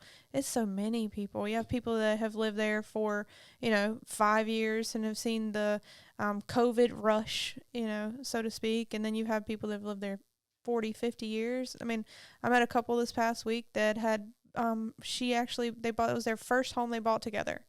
And it was in 1978 when they bought the house. So it was, wow. Yeah, and I was like, that is older than I am. That's a lifetime ago. Yeah, and so they have so many memories in that house, and it was interesting just walking around. And it's that, like, not just, what is it, not, how do you say the word? Nostalgic? Nostalgia. Yeah, nostalgia, yeah. Exactly. It's okay. I mispronounce stuff all the time. Yeah, it's our podcast. No one's even listening. Don't worry about it. No one cares. It's all good. There's no microphone. This is no just, microphone. Yeah, we're having a coffee. No one's here. Yeah, but no one's here. It doesn't matter. But I like it. It's got old growth, and it just feels different. And even the community is different. Like, I've had places where I've door knocked before, and it was such a rude community. Like, after door knocking in it once, I was like, I am never door knocking in this area again, ever. And then I've gone at like downtown Cary. It's just very friendly. I think I can't speak for how the results would be door knocking, but all the other positive things you just said about Cary, I think there are the same same parallels apply to Durham as well. Oh, I love Durham. Let me also, so my two favorite areas are Durham and Cary. I'm a Bull City fan. Ooh. Bull City. I love me some Durham. I think Durham's got such a bad rep, and the rep is strangely wrong. It was correct, I guess. Like maybe 20 years ago, but like I'm a transplant here. You're a transplant here, and so we haven't seen like that. I mean, don't get me wrong. There are areas in Durham where I walk and I'm like, meh. I may not be safe. Yeah, but there are areas that I drive through of Raleigh where I'm like, what am I doing here? Exactly. Like, it's so I love Durham. I try to tell people all the time. I'm like, when people are like, "Oh, I don't know about Durham," I'm like, don't sleep on it. Yeah. Have you been to downtown Durham? Have you seen 9th Street? Like, have you, what is it, Tobacco Road? Like, Yeah, the Tobacco Road, the Tobacco Campus. Yeah, like, have you been to a Bulls game? It's so much fun. Yeah, I was just there Tuesday for the 11 a.m. game. Yeah. My pops was like, "Can you want to play hooky? Go to see some baseball." I was like, "The answer's only what time do you want me to be there?" Yes. It's always yes. Yes. Like, are you kidding me? I became self-employed for that reason. Yes, exactly. Like 100%. I Exactly. even like canceled something. Yeah. I think I hit somebody. I was like, "Can we do Thursday?" Yeah. And they were like, "Sure, Yeah. no problem." Yeah. I was like, "Cool, I'm going to play baseball with my dad." Yes, that's great. We're just baseball junkies. Yeah. We're transplants from New York, so we're Yankee fans. Yeah. But Have you heard of the Savannah Bananas? I have heard. I've only because their hilarious hijinks hit my Facebook reels, and I see their like dancing pictures and stuff. And they like the Weekend at Bernie's after they got hit. Yeah, I just seen that. Yeah, they one. got like the dude got like hit in the back, and he played dead, and his like team. I can't believe that like the umps let this slide. I guess it's just part of the thing. Yeah. Like I'm pretty sure they did a weird thing where like they did free food and they like it's all based on like the people. That's cool. Yeah, you have to look at their story. It's kind of interesting. The Bulls need to step it up. They stepped it up this year, supposedly. Mm-hmm. I was reading after seeing this big post from them that was like, "We've revamped our food." Woo woo! I was like, "Let's go," because the food was bad. Yeah, food was bad. Yeah, and I went there and they didn't do anything. Oh no! They like added a new pretzel. They added a new coffee stand. They added a bunch of like promotion stuff. Like, hey, we're gonna do cheap tacos and beer on Tuesday games, Taco Tuesday, and we're like bringing back like Thursday $1 dog night. Oh, nice. Which is cool, but like those dogs are gross. They're so bad. Like I grew up at Yankee Stadium, Hebrew Nationals, and like Nathan's. Like, not good for you, but they taste good. Yeah. Well, it's a Nathan hot dog though. It's a Nathan's hot dog. It's pretty good. And like Hebrew Nationals, I mean, all beef. Those footlongs at Yankee Stadium, they're legit. But like those Carolina Red dogs, whatever. I know there's Carolina fans who are like, we are unsubscribing. Well, like, I have to say, I am a diehard Red hot dog fan.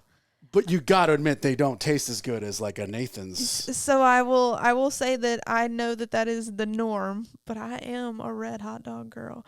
I grew up in the South. I grew up on gas station hot dogs, like. Where are you from? I'm from Danville, Virginia. Oh, you're from Danville. Yeah, okay. That makes sense why you have the houses there. Yeah, okay. Yeah. So it's. Well, we're not gonna judge you here at the Arch Hammer, but we're gonna disagree with your hot dog taste. No, we're not gonna judge. We're not gonna judge you, but you have been. We're gonna judge your hot dog taste. Yeah. It's okay. You have been weighed and measured and judged. Yes. The hammer. Thumbs down. Yeah. The hammer is down. The hammer's coming down. There you go. That's where the hammer falls at the hot dogs. Yeah. But I mean, Bulls games are fantastic. They're so much fun. I think it's. I've seen a little bit of the Durham change, and my brother moved here first, and my really good friend and one of my like side hustle business partners, Jeremy, he is from here, born and raised, and he's like, dude, you like going to Gear Street Gardens where the old stadium is? Yeah. You didn't go there when I was a kid. I was like, what do you mean? He's like, you went there for a game. When the game ended, you ran. Yeah, not you anymore. left. Not anymore. Because, like, it was dangerous. And I was like, that's my favorite part of town. He's like, it wasn't like that when I was a kid. Now it's incredible. You have no idea. Yeah, it's so many cute little shops down there. Restaurant. The food scene, I'll admit, the food scene in the Triangle, I can't exclude anywhere. The Triangle food scene is above average. But Durham's got something going for it. I agree. There's something going on that just mediocrity does not stay. And I feel like that should be the case for all food. Yes. But it's more aggressive in Durham. Durham is a foodie place. It's a foodie place. It's a foodie place. And it's all delicious. Yes. And me personally, I love it because it's a little bit more, in my opinion, LGBT friendly. Oh, like yeah. You see rainbow flags everywhere in support. And it's definitely a much more, I don't know. It seems like more like a downtown, but also progressive. It's kind of like a mini Asheville almost. It's very progressive. It's one of the reasons I came here. Yeah. I'm not ashamed to be like a progressive I guess liberal would be the term, you know, whatever political group you want to throw me in and then shame me for. I don't actually care your opinion for the listeners or whatever, but like, you know, I believe in what I believe, and like you can love whoever you want. But Durham is like, they wave it proudly. They do. And I love it. Yeah, like I don't agree. know why we're excluding anybody anywhere. And it just seems that like the vibe of just, you know, we Inclusion. are simply all humans. Yes, I seems to agree. be cool in Durham. I agree. You know? And it's funky. It is. It's so funky. It's so Yeah. fun. Yeah. Yes, I love it. I used to live off Guest Road. Yeah. And I love it over there. Like, I literally, I go there and I feel like I'm at home again, you know, like, yes. And I have to say from a construction person and somebody, so as a construction person and then also someone who travels a lot, like everywhere looks the same. Yes. Unfortunately. I Like agree. I just went to California and it's like sunshine, beach, Dollar General. Yep. And the Dollar General is the same box in Idaho. Yes, I wish I would have invested in Dollar General. I wish I would have invested in a lot of stuff. But in Durham, yes, we have a Dollar General, unfortunately. But what we also do have is a brand spanking new apartment building. But 10 yards in front of it, there's a wall from the 70s that has a mural on it. I know. That has been forced pretty. to be kept. Yes. And is like behind it where they have the dumpsters for the apartment building. And it's just, it was a rule. They were like, you got to keep that. We need the mural. We need the wall. Durham is so cool. And like that little thing, Yep. it just, that tickles both sides of me. The traveling person who everything looks the same and you want just anything different. Yep. And then just the construction guy who's like, man, that made it a little bit harder and a little bit more expensive, but damn, that's pretty freaking It cool. is really Like cool. when you drive by it and you see that mural, Yeah. it would be crappier without that mural. And Yep. it's cool to see it. No, I completely agree. So that's I'm what gonna Durham does. Yeah, I'm going to drop a name. The Dankery. Have you been to the Dankery? The Dankery. I haven't. Where's It that? is so delicious. I can't remember where they just moved. They were in they were next to a brewery in a little food truck. And they were there forever. And I think they just got a new place, but it is They have brick and mortar now? I think they have brick and mortar Very now, but it cool. is really What good. kind of food? It's like wings, fries. Fantastic. Yeah, it's so good. Yeah. Yeah, I check mean, them out. there's a lot of good wing spots in Durham. I mean, there's that one There spot, are. Buffalo, Heavenly Buffaloes. Heavenly I mean, Buffaloes, literally yep. only to go, only Yep. wings, only fries. Delicious. Yeah. Yeah.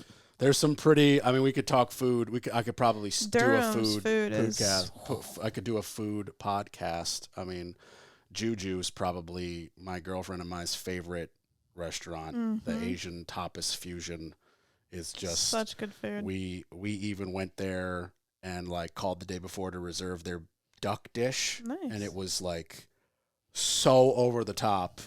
Like I had leftovers for 3 days. Wow. Like it was so good. Yeah. Yeah. Durham's you guys listening, don't sleep on Durham. Yeah.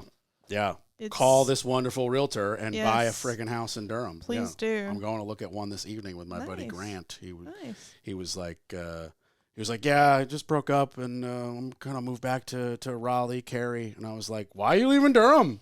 Yeah. He's like, I don't know, I don't want to run into her. I was like, it's not that small here. I don't think that's gonna happen. Yeah, you're And not. then 2 days later, he sent me a link and was like, what do you think of this house? And I was like, dude, Nice. that's a good house. That's a nice price point. We could blow out a wall, build you a suite, and then There you you could go. sell it. I was like, that. He was like, well, I'm going to go look at it. I was like, Love I'm it. free. Yeah, Yeah. let's go. That's I was awesome. like, it's just one of those things where it's like he didn't have the negative perception that we were talking about people had like from 20, 30 years ago of Durham, but he had a size perception that's incorrect. He was Right. like, oh, it's too small. I'm going to run into her. I'm like, dude, it's a city. Yeah. It's a real big. city. We Yeah. have like more than 2 theaters. Yeah. Like, we get Yes. big name act like Tom Yeah. Segura's been here. Burt Kreischer's been here. Like, Yeah. like real, we don't have a pro sports team, but 25 minutes away we do, which is Yeah. why I like to say the triangle more than I agree. a lot, I more agree. than average, because I don't like to separate the two. Yeah, Like I well, don't I want to live go in- out in downtown Raleigh. I'm not a fan, Right. but I love that Raleigh's right there. Yeah, The same. airport, Yep. PNC. Yeah. I live in Creedmoor, and Creedmoor is another place I think people sleep on because I'm like 15 minutes from Durham. I'm 30, 45 minutes from Raleigh, depending on where I'm going. I'm 40 minutes from Cary, 30 minutes from Wake Forest. I mean, it's How far to the airport? maybe 30 minutes. I mean, that's a great location. You're 30 minutes from a direct flight to Paris. I mean, a lot of people cannot say that. No. Yeah. A lot of people cannot say that. Yeah, it's pretty cool. And the prices are so reasonable out there. You can get a little bit more bang for your buck. You could probably get more land, too. Exactly. Yeah, Yep. yeah. Well, that's one thing that Durham's just out of. There's just no Right. more land. You know, I drive by these places and you see they build 2 houses and I'm like, man, those are tight. And then all of a sudden you see them cut a driveway between and they build 2 behind it. And I'm like, oh no. I know. Like, we're not even talking point something acreage. We're now in the square footage when we talk about how much land you have. And I'm just like, I personally couldn't do it. No. Like, That's I one of the couldn't live I want to be 4 minutes from downtown, but not at that price. That's one of the cost. things that I have the biggest issue talking about new construction is because like somebody, will want a quarter of an acre of land, but like a lot of new constructions, unless you get into a higher price point, they are, under a quarter acre, 1/10 of an acre, start getting into that square footage and, you're looking out the window and you're in your neighbor's window. Yeah. Well, because unfortunately, I mean, I can't fault them for this mindset. The developer is, I have land. Mm-hmm. How can I chop it up and make the most houses? Right. Like, he's not going to live there. No. And it's going to sell because there's it's going to sell in seconds. Yeah, because there's such a shortage. There's a shortage everywhere, though. Yeah. My brother lives in New Hill, mm-hmm. and I've been driving that 35-minute drive to go see them. And, especially since he had kids, and he has a fantastic plot. But the point I'm trying to make is the drive used to be green. Now it's houses. Yes. Like it used to be green, and now it's literally like massive developments. Yep. Tons of, the 3-story apartment building complex that they all look the same. If it ain't broke, don't fix it. Yep. And next to that, the 2-story townhouses, and next to that, the $500,000 McMansion, whatever you want to call it. Mm-hmm. And it's like, I don't like it's a mixed bag, Yeah. I don't really like it, mm-hmm. but I get it. I understand it. Yeah. But no, it sucks a little. It does suck a little bit, but again, with the 3 legs of real estate, right? What do you want? You want property, price, or location? That's not what I mean though. The 3 legs I agree 100%. I just mean like, from the builders. I'm the son of an architect. They all look the same. Yeah. Like they're boxes. Yeah. They are squares. Yeah, like, I get that. They're I can see that. squares. Like you could put, make every third one have a curve or do something. Yeah. Like anything. No, but I like agree they're all with the you. same shade of gray. It's like, No, there are definitely. No, I know exactly what you're talking about. I feel like my sister-in-law is listening to this going, you sound like John so bad. And I'm like, yeah, I do, because I didn't understand it when I was a child, and now I get it. You drive by this house, and it's like, you had $1 million, and you built that? Yep. You couldn't have done anything unique? Like, ooh, columns. Never seen that before. Yeah. Like, come on. Yep. No, So, I hear you. I definitely, I think that's one of the reasons why I like downtown Cary. Yeah, that's one of the reasons I like Durham. Exactly. Because Durham is the same way. I think Durham and Cary have that similar. I didn't know as much about Cary till you educated me, but Durham is very similar, where it's like that house was built in the 60s and looks nothing like the house next to it that was finished yesterday. Yep. And then on the other side, there's a house in the 80s. Yep. And then the other side, there's a modern, brand new house that doesn't fit. But who cares? Yeah, but it fits here. But it somehow works. Yeah, it somehow works. Yeah. Yeah. That's Durham for you, and that's exactly how I feel about downtown Cary. It's just two different. It's interesting because it's two different feels, but it's also very similar. Yeah, they both are proud to say they're in the triangle. Yes, which I think that's also cool. Is there's like, you can run to somebody from Chapel Hill, and you can bond. Be like, oh yeah, we're in the triangle together. Yeah, like that's cool. Yeah. And that I think is unique as well. I try to explain to my sister who lives in Atlanta, and she's just like, I could never move. She's like, I miss the family, but I could never live there. It's too small. Like there's not enough like city stuff and whatever. And I'm like, you're just wrong. Like I Googled populations. I was like, you're just incorrect. Right. Like here's the numbers. It's not an opinion. It's not small. Yeah. We have an international airport. We have a professional hockey team. Like The What Durham you- Bulls are better than the Braves even. Like, Yeah. what are you doing? We don't have your traffic. And- we and have the the food same is Home Depot. wonderful. Like, I was like, I get you have your friends, but Yep. don't tell me that, like, there's not stuff to do. Yeah, no. I was like, there's the same amount of bars. There Yep. could be more. Yep. Like, and I'm not even, for the record, with the exception of traffic, I'm not shitting on Atlanta. I'm a fan. Right. I like Atlanta. It's Right, kind of right. cool. Yeah. But it's just a city. You're not It's- reinventing the wheel. No, that's one of the things I like to, when I like to travel, I like to do more things that are like more natural, like natural parks, because look, you go to a city, seeing a city. I hate to agree. I feel like I didn't realize that I have put that same thing together until you worded it that well, because I Yeah. just came back from vacation and I was like, this is just another city and it's just a more city. expensive. Yeah, and I mean, don't get me wrong, like they're obviously like, I want to go see the city for like a day. For sure. But then I want to go after I've seen it for the day. After I've just like drove downtown and seen what the city Cool. looks like, I'm like, okay, great. Let's go Pretty hiking. city, yes. Or in my case, kayaking, Yeah, whatever. Yeah, let's go hiking. Let's go backpacking. Where can we go that is going to be so unusual that when, like, I don't know, have you ever been to like Washington State?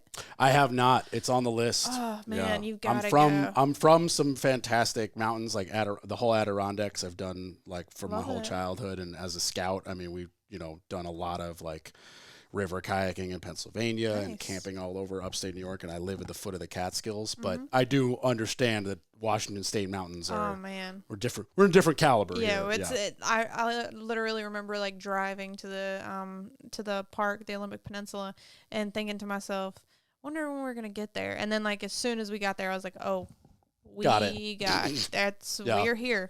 Like there's I drove through the Rockies once. That was pretty That's cool. crazy. That's yeah, cool. driving across the country. That That's was cool. whew, man. It's they're deceptive.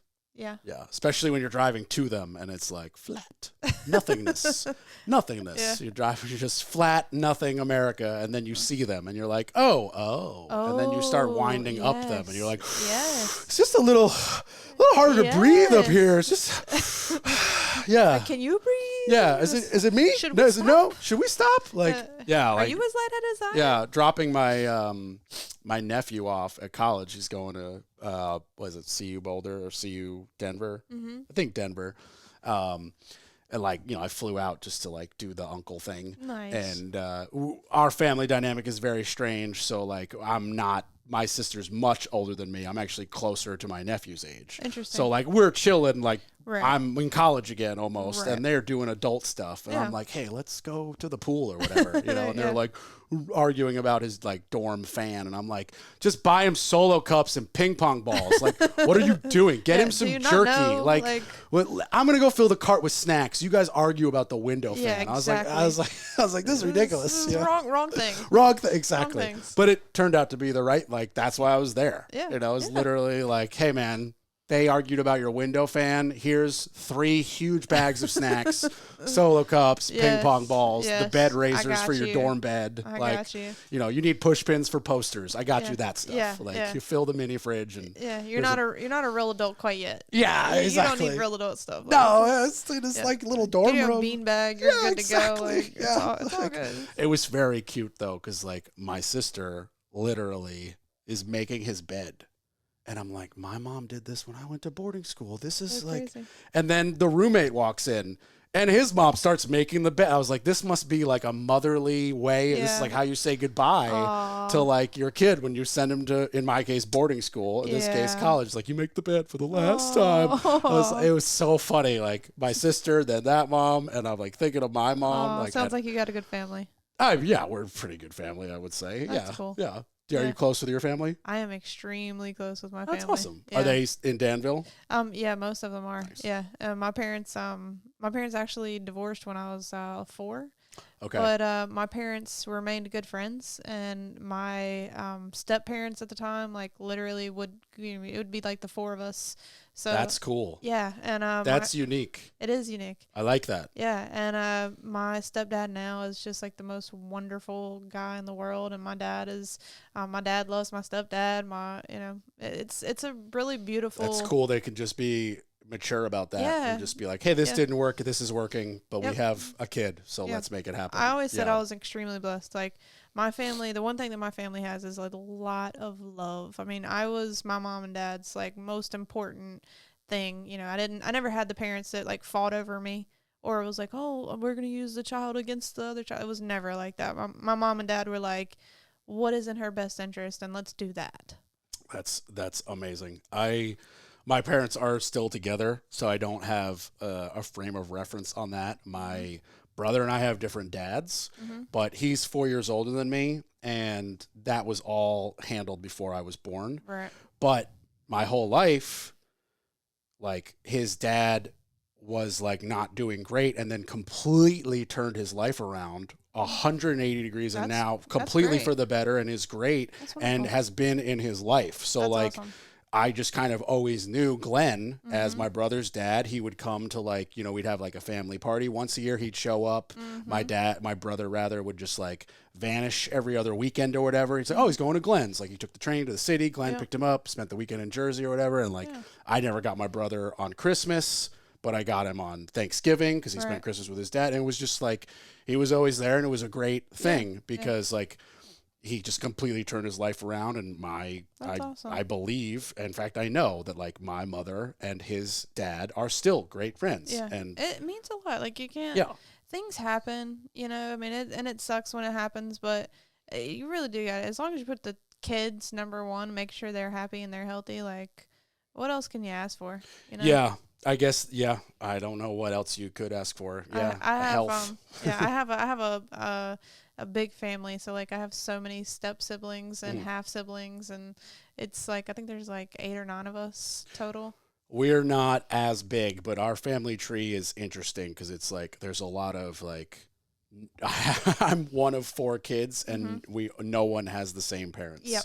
So it's just like we don't have a family tree. We have a weird family bush. Yes, it just goes in every direction, and it's like that's the thing. Yeah, it's a weird vine growing over a car. Yeah, Yes, it's crazy. No, I totally I get it too. So I'd like to completely transition into how you got started getting investment properties. So I started out wholesaling.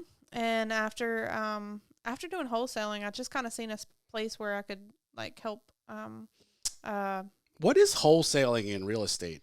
So wholesaling is basically, so instead of buying the house and selling the house, or instead of being licensed and helping the seller sell or the buyer buy, you basically get the house under contract and then you sell the contract.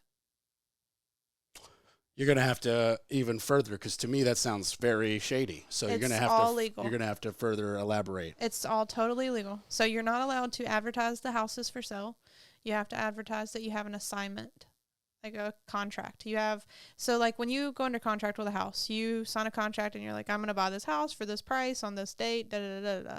Well, in wholesaling, you do the same thing, except for there's usually you use your own contract, and usually there's a section in there that talks about assignments, and you assigning the contract to another seller, another buyer.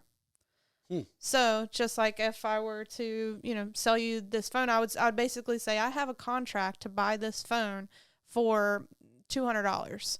And if you want, I will give it to you for $250. I'll sell you the contract for $50,000 so you can, or for $50 so that you can buy the phone. So it's usually, you're not really selling the house, you're selling the contract. It's the easiest and cheapest way to get into real estate. And then let me back up, not the easiest. If I then buy the contract from you, I just close on the house normally. Correct. Like and then you give me an assignment fee. Okay. And usually that's agreed upon between the wholesaler and the seller and the buyer.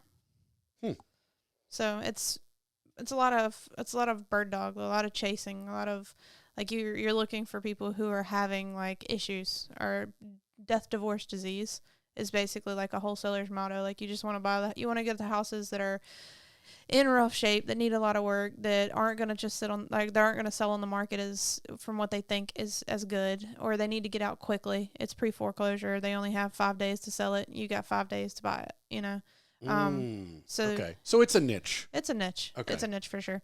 And so, but like I said, that was the easiest way to get my foot in the door was wholesaling. And then once I had a couple of wholesale deals, I learned about like creative financing. So creative financing, wholesaling is a way that you considered kind of creative financing. I bought my first property from seller financing. So I met a guy who is an investor, and he wanted to sell a property, and he wanted to save some money from the taxes. And so basically what he did was he financed the property to me. So I didn't have to go through the bank or through, this person or that person. He was like, oh, we'll do it with you. I put down a small deposit, and then I financed the property. He knew that I was going to have a tenant in there. He actually ended up financing me 2 other properties. And then another property that I own with an investor who went in with me. So it's the way I kind of got into it was through wholesaling. After learning wholesaling and working with investors, I worked with these 2 brothers, Corey and Neil Barnett. They kind of taught me the ropes of wholesaling. Mm-hmm. And then I did that for a little while. And then I was like, well, I really want to get my license because I think I could make more money getting my license and not have to do as much of the dirty work of wholesaling. Did it work? Yeah. Yeah. Yeah, it did. And I really like being an advisor way better. Wholesaling is like I said, it's scraping the crumbs, and not to put down wholesalers because they are I love my wholesaler friends. It is a niche and it is necessary and people need it. But it's a really it's not for me. So I didn't realize it till just now, but I was definitely working with a wholesaler for 5 home visits because they were some dude from out of state was like, you're going to meet my guy who is a cheaper employee guy. And basically we need you to just walk the house with us and then have a phone call after and tell us what do you think it'll cost to do X, Y, and Z. Yep. And based on the conditions of the house and the finances of the people selling, I now realize that's exactly what was going on. Yep. And they were trying to snag these before they were about to be foreclosed, or someone just died, or both. Right. And I'm like, oh, now code violations. Not even just But basically the way the wholesaler, and I mean I still do it as a real estate agent because I can see an area that needs help. But you ride into a neighborhood and you look around and you look for the worst house. That's what I do. But I try to buy it. Yeah. Yeah. So you are a wholesaler for yourself.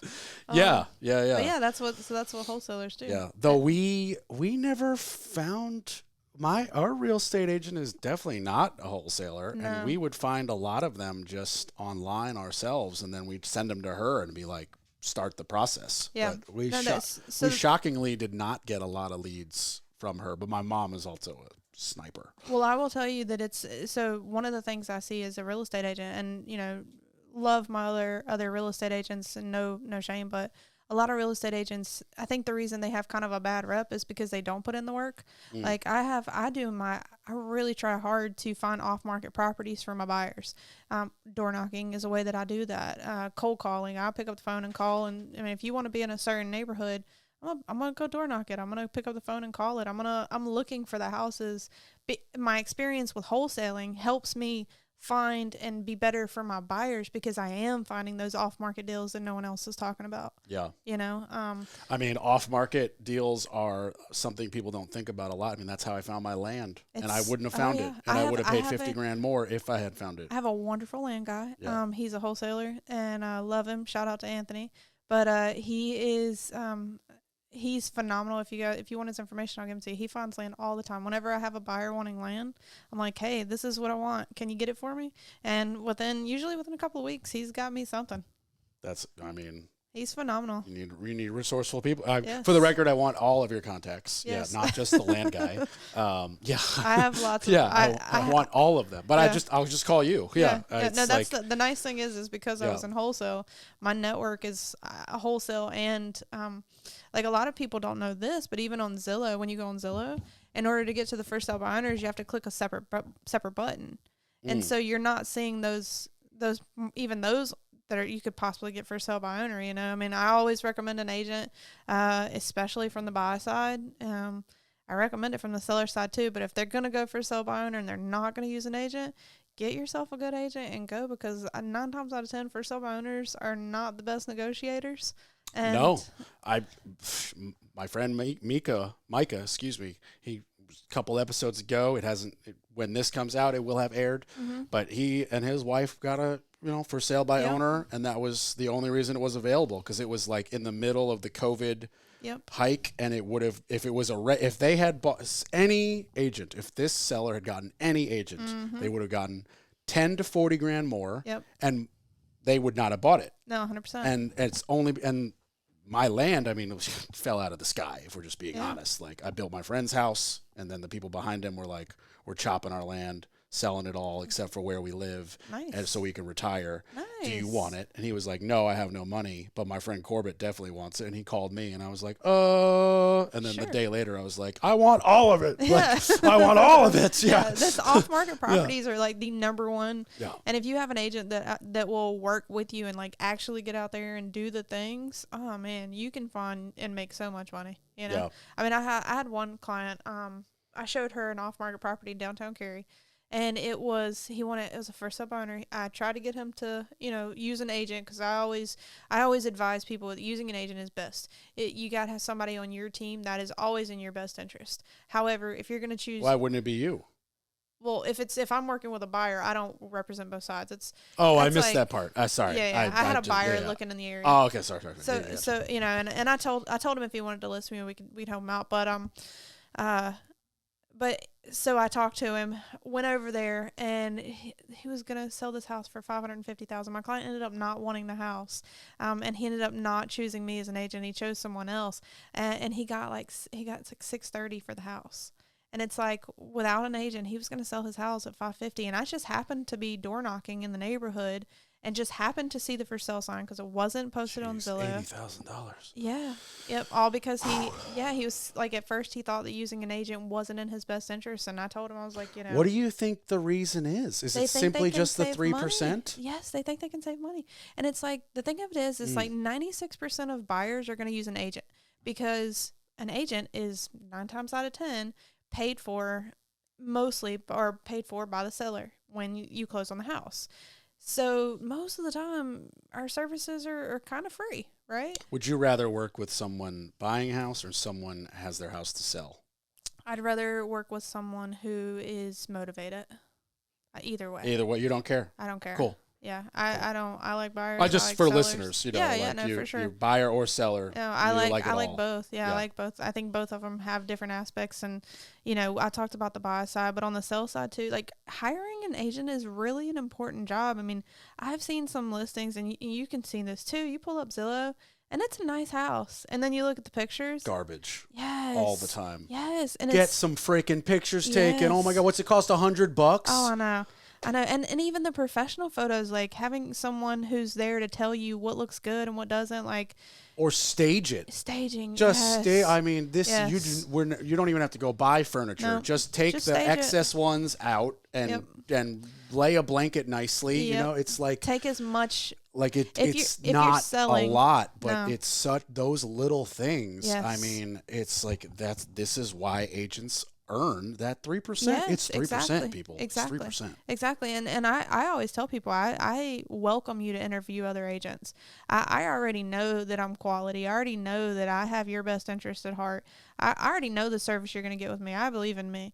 And so I want you to go talk to other agents and see what they do. See if they're going to talk about the same things I am. Are they going to care the way that I am? Because like I said, I've seen you have discount agents and discount brokerages, and you get what you pay for. It's true. I mean, I told my buddy Grant, who I'm going to look at this house later today.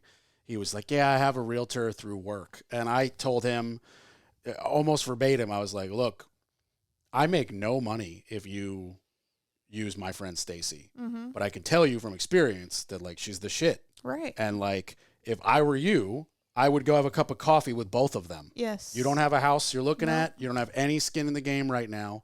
Just get a vibe. Get a vibe. If you don't like Stacy and you like John Doe, go with John Doe. Like, Right. I have no skin in the game. I just know, like, you're my buddy, and I want you to have a good experience. I know that, like, Stacy cares. Yes. Like, Well, she drove me to 30 houses in Yep. one day in Yep. August heat in North Carolina. Like, it was She- a shitty day. Yeah, and all 30 of them were not the one. Yeah, and it's true. And you have some agents that complain about those things, but, like, and so having that agent on your team, and you can get a feel, you can get a vibe for people like pretty easily, you know. Go spend $6 on a cup of coffee and just feel somebody out. Interview them. It's not even arguably. It is the most expensive thing you're going to buy. It is. And other than, of material stuff, I think we could agree family's probably the most important thing, and then health, and we can argue about 3 and 4. But of material possessions, it's the most expensive and the most important thing you're ever going to buy. Yep. And arguably the only way to start building generational wealth if you want to think about your family down the road. Completely agree. So don't just pick up the rocket mortgage version of a realtor. No. Find a good person, because this could hopefully and potentially be your realtor for every stage of life. Yes. Stacy, nothing against you. You seem fantastic. Stacy's going to be our family realtor till she retires. Exactly. And that's my goal. I tell people all the time, I don't want to just be your realtor for one property. I want you to have white glove service. I want you to want to tell all your friends because you felt so confident with me. Yeah. That's the vibe. Word of mouth is the biggest on your reputation, 100%, good and bad. 100%. Yeah. 100%. Yeah. You've never heard this. You've never been in a bar, you're at a bar with your friend and you overhear a conversation. You've never heard, oh yeah, I had this realtor, she was great. I had this contractor, they were great. They came in under budget, on time, everything was fine, no problems. Right. That's not a fun story. That's not an entertaining anecdote. It's a good story. This happened, and this was bad, and this exploded, and this leaked, and then he didn't call back, or she didn't call back, and we didn't get the inspection, or he didn't put the floor in right. Mm-hmm. That story is more entertaining. We crave chaos. Look at the news. Right. So if contractor or realtor, you screw up, it's going to be heard way quicker. And way louder. Yeah. So when you have those good word of mouths going around, that just should almost be weighed more. Yeah. And no, I completely agree. Yeah. And I mean, that's literally what my goal is. My goal is to make my clients feel safe and heard. And I want to know what I'm talking about. I had a client who wanted to move to Greensboro, and technically I could do Greensboro. Yeah. It's by state. Yeah, but I don't know Greensboro, and it's not in his best interest for me to do Greensboro with him. I respect the hell out of somebody who bows out. Like Stacy has done that when I didn't go through with it, but I was looking at commercial property one time, and she was like, can't help you. Yeah. But you could call Mike. Yep. And he's my dude who deals with commercial stuff in Durham. And I was like, thank you. You gave me the right person, and you're not even going to make money off of it. But it doesn't matter. Yeah. And it's like, I do the same thing in construction sometimes. I'm like, well, I could do that, or I could get my very seasoned professional who only does that and just pay him to do it correctly and not have to worry about it. And then I can guarantee it and be like, I know that frickin' Felix put in the roof correctly, because on the 1 in a billion chance there's a leak, he'll be there tomorrow to fix that shit at no cost. Yep. Yeah, no, 100%. That's that means a lot. Yeah, it does. It does. It definitely. Do you deal a lot, or not at all with first-time home buyers? I do. I love first-time home buyers. Okay, well, let's end with some first-time home buyer advice. First-time home buyer advice, do not open a credit card or any kind of credit while you are looking for your house. Okay, why? Because a lot of times first-time home buyers don't realize that it affects your credit. You could potentially be pre-approved, and then you go buy a car, or then you go buy some furniture, or then you open a credit card, and now your pre-approval is not standing, especially once you're under contract. If you're under contract, do not do that, because you may not be able to close on your house. And in North Carolina, as you know, due diligence are non-refundable. Yep. So you could potentially lose out on whatever money you've put down because you opened up a new line of credit that you shouldn't have. Yeah. So, ooh. Yep. And then my second advice for a buyers is seriously vet your agent, vet your advisor, but then stick with them. Don't, it's kind of like one of those like Law and Order things, this information could be used against you in the court of law kind of thing. Advisors, if we're working for one client, we don't have you under buyer agency or seller agency, then any of the information you say we could use to work with another buyer against you or another seller against you. And if we're under agency with that particular person, then we owe them loyalty. We don't owe you loyalty. And so you need to have someone that you trust that is loyal to you. Okay. And other than we detailed it a little bit of just like interview them and get a cup of coffee, what would you say to the person who wants to buy their first home, who is going to maybe listen to our advice and have coffee with 3 different realtors? What might they be looking for other than obviously just I get a good and or bad vibe? Yeah. I think ask them like how they study the market. What resources do you use to study the market? How many homes have you sold, or how many buyers have you worked with? Um, what team are you on? Sometimes there are different teams that are better than others. I mean, I came from call group, and I'll tell you that a call group agent is a phenomenal agent most of the time. The training in call group is miles above anyone else, and it's the reason why I'm a good agent. If it, the year I spent a little bit over a year in call group, and the training. I mean, I was at training 5 days a week, learning something new every single day, pretty much. Maybe a little exaggeration, but literally there's something going on all the time. And then you have other agents who have no idea what they're doing. They don't have any training really. They just kind of got thrown in an office. Yeah. So like, what experience do you have, or what does your support system look like? I think that's pretty important. And then asking them, like, why do they do what they do? Like, what is your goal as a real estate agent? Is your goal? I mean, you can tell when someone has commission breath, and when they're just there to sell you something, or whether you have an agent that truly is going to put your best interest in what I had a client this past about 2 weeks ago. We went and looked at a house, and she actually loved the house, and her husband loved the house, but I could hear the cars from the highway. And before we had went, they had said something about it being close to the highway. Well, while we were there, they didn't pay attention to it. But I said, hey, you guys, I know that this was a thing for you. I can hear the cars. And then both of them heard the cars, and they were like, oh, shoot, we don't like that. And I was like, okay, yeah, I didn't think you guys did. And so, like, I literally talked them out of buying a house, but it was because it was in their best interest. They didn't want that.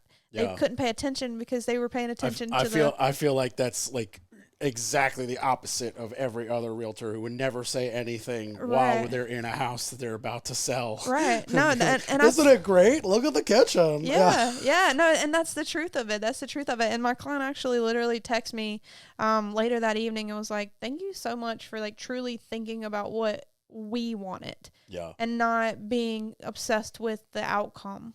I think that's why Stacy loves our family, is because we know 111% out of 100 what we do and do not want. So she doesn't have to worry about that. Yeah. I don't know. I've never seen her interact with another client. Right. But like with us, we can walk in, and if we're opening every closet, we're interested. If we're not looking at closets and we're like, okay, we can go. Like we don't have to have a conversation. Yeah, you know. But also at the same time, we're also looking at houses sometimes that are, we already know we're gutting it to the studs. Right. So like, who cares? The floors are shit. Guess what? We're gonna rip them out. Yeah, it doesn't even matter. The molding is moldy. Guess what? We're ripping it out. The tub is gross. We're taking it down bare. Yeah. Like, the roof's leaking. We're gonna put a new roof anyway. Like these windows suck. We're putting in new windows. Like it's already. Matter. It doesn't matter. Sometimes we buy houses without inspections. Yeah. Because like again, if you already know, if you're gonna live there, anybody listening, if you buy a house without an inspection, I'll find you. Yeah, do not do that. Don't do that. That's terrible. No,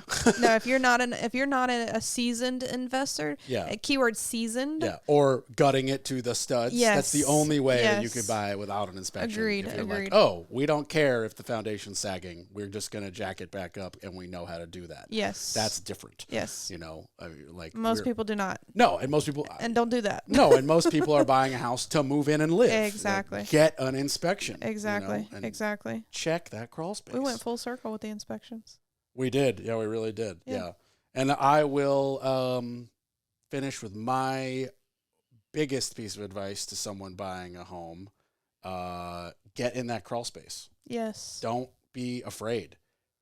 Buy a Tyvek suit if you have to. Crawl in there. So I almost always go in crawl spaces. You have to. Yeah. You have to. Yeah. You have Unless to. I can't fit. If you can't fit, you shouldn't buy it. I'll be honest with you. If I have a client and the floors feel any kind of thing, I tell them, I'm like, look, we're working with you've seen some of those crawl spaces. They're like 10 inches wide. I don't even know how people can get in there anyway. But I tell them straight up, I'm like, I have no idea what's going on in this crawl space. So This is, if you don't have money to play with, risk tolerance. What is your risk tolerance? Exactly. If you're an investor and you got money to spend, we can do it. But if you're not, we're not doing this one. Yeah.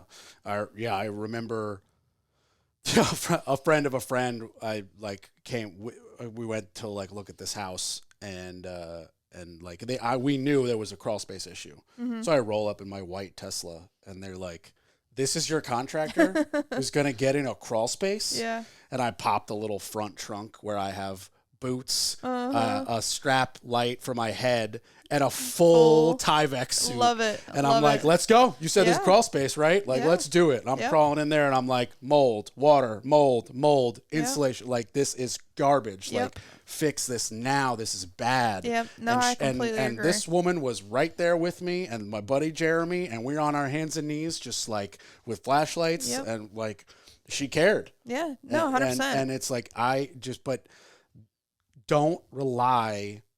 You must get a home inspection. Yes. But you cannot enter into a due diligence and think that your house is going to be fine and rely on a home inspection to tell you that you need a new water vapor barrier and that there's a foundation pier crumbling and there's a rotten beam.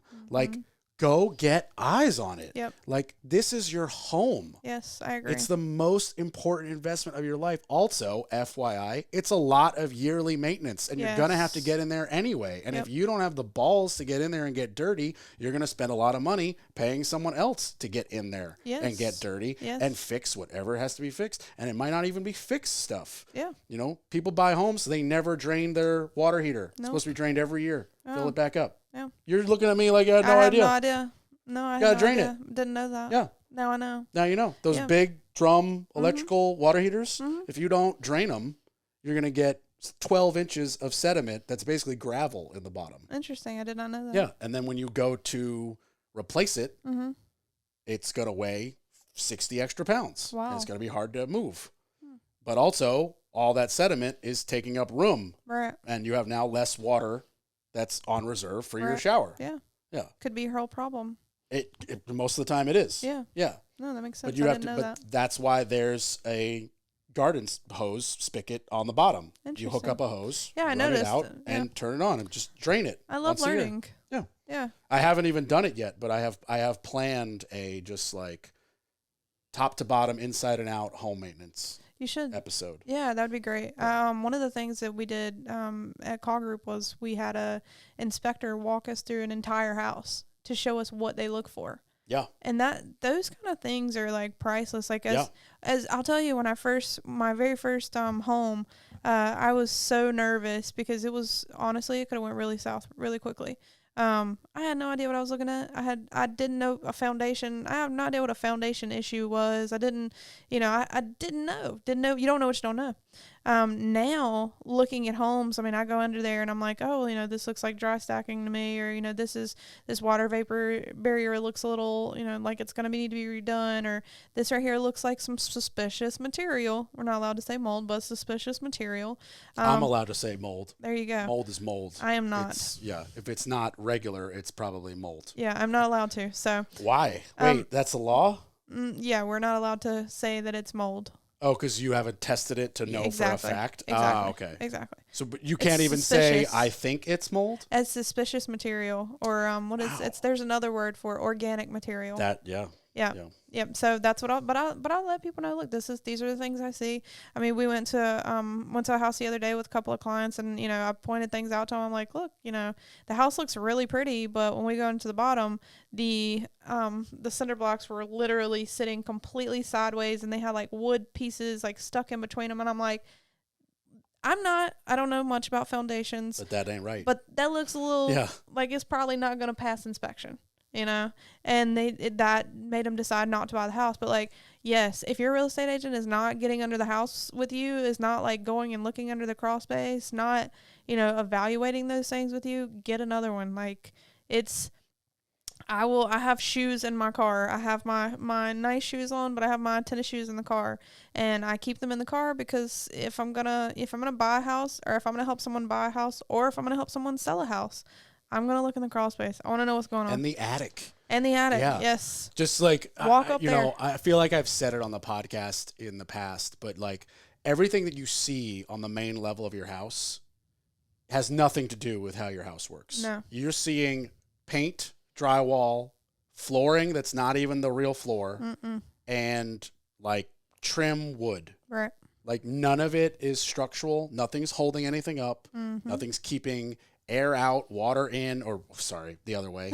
Nothing's keeping air in, water out. Like nothing's insulating you. Like you can't see any of that. Right. So when you walk in and you're blinded by the gorgeous kitchen and the incredible bathroom and the hardwood floors, like that's the point. Like it's a trick almost. Yeah. Like I tell people, my job as a real estate advisor is to walk in. Your job is to look at the pretty things. My job is to point out the ugly things. If you choose to buy it, even if I tell you there looks like there was a leak in the ceiling, that's completely you have that choice. But as a real estate advisor, it's my job to tell you these things. Yeah. Yeah. But like, again, if you're physically able to, Yep. you got to get in that crawl space. You got to get in that attic. Check it out. And open the like, electrical box too. Yeah, open the electrical panel and just, look under the kitchen sink. Yes. Look under the sinks. Look under all the sinks. See any mold, any mildew, any swelled wood? That was a leak. I was at a house one time, it was brand new construction, and I turned on the water and the water didn't work. And I had to call, before we went under contract, I called the listing agent. I was like, hey, we really like this house, but the water is like dripping. It's not actually working. So she had to go have the pipes repaired before we ever even, made a solid offer on it. Or actually, I think we made it contingent to the repairs on the pipes. But it's like, if I wouldn't have taken the time to just turn the water on, that's one thing I do. I open up the doors on the sinks and turn the water on, flush the toilet twice, because the first time might just be reserve. Usually the second time you can tell whether it's going to fill up back up or not. Run the shower, turn the stove on, make sure you turn it off, obviously. But like, make sure the things work. Turn the dishwasher on, it's like little bitty things that you can do that just protects you, if you know. And then also, if you have the time, again, I'm not crapping on anybody who doesn't do this. I'm just saying this could save you a headache. Yeah. Be there for the home inspection. Yeah. I literally sat in that living room with Stacy, and we shot the shit on the people who were selling the house's couches while the home inspector did the inspection for 2.5 hours or however long it took. Yeah, usually I tell clients if they want to be at the home inspection to be at the last 30 minutes.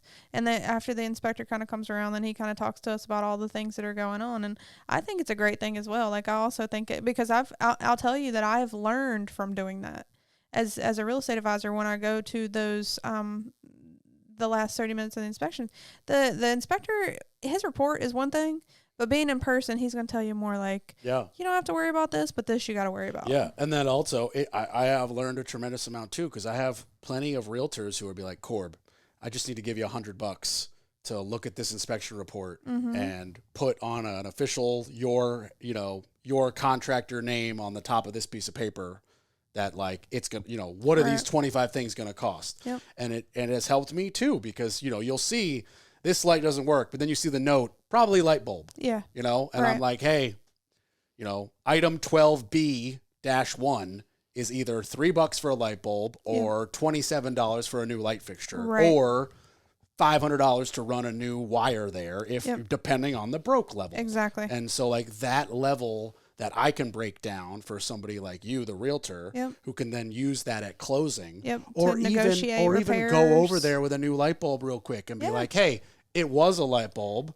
Scratch that one off. We don't need to argue over $500 at closing, but the foundation is broken, and Corbett says, CRS contracting says that could be $12,000. Let's negotiate. So it definitely helps, definitely helps having like a contractor that you're in a good relationship with to show you those things and that you trust, that's going to help you make good decisions for your clients. Yeah. And what's great for me too is like, I tell them right from the beginning, like, you're giving me $100. That's where this ends. Right. Like, I don't expect you to hire me for any of this work, and I cannot be held to these numbers. I'm giving you the best knowledge I can based on my experience and the information that you have. Yeah, exactly. And so like, sometimes it's daunting though. You get these like 75-page freaking reports from these home inspections, and it's like, I'm like, do you guys want me to do all of it or just the big stuff? Like, it's like the very first house I had in contract, it was like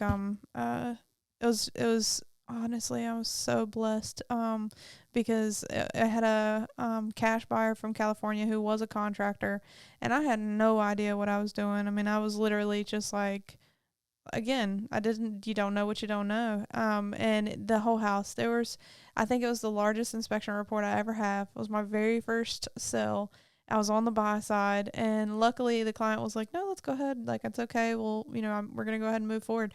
But I remember thinking to myself, like, holy crap, what did I just do? Yeah. Like, because he was a contractor who's like, I could fix all this exactly. crap. Yeah, they didn't care so much. But me personally, like, after I read the inspection report, I was like, I didn't tell them about any of this stuff. Like, I didn't realize, I didn't know. You just don't know until you know. Yeah. I mean, with this house, like, when I got the inspection report, I was like, you can ignore everything but the steps. Yep. I was like, the back steps, which I have rebuilt since then.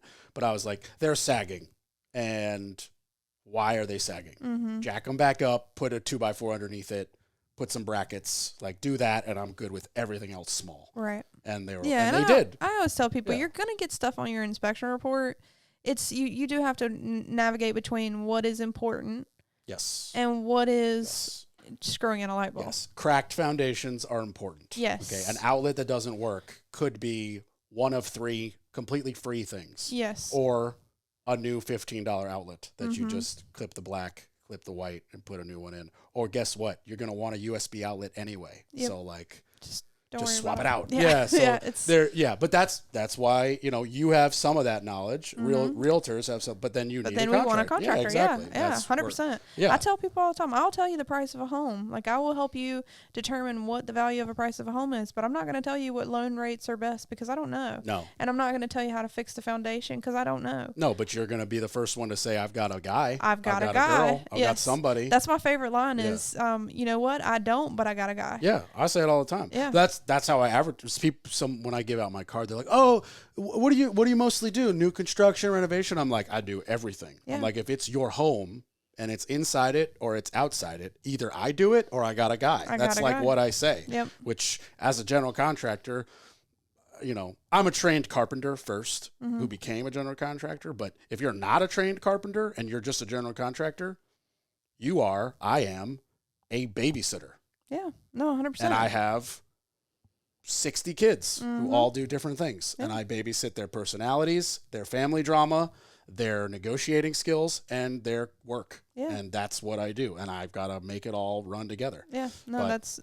it makes it a little easier for me because I did a lot of this stuff. Yeah. So when, somebody... You know what you're talking about. Yeah, when somebody is doing something I used to do, I'm like, don't mess with me. I did that for a living. Yep. I know exactly. Like, don't pretend that that's correct. Yep. Like, do you want to have a negotiation about how much money you're getting, or do you want to do it correctly? Yes. Because you're not going to, I'm not the unaverage homeowner who has or the average homeowner who has no idea how it should be put together. Right. And like, you're not going to trick me. Yep. So like, well, and that's waterproof it.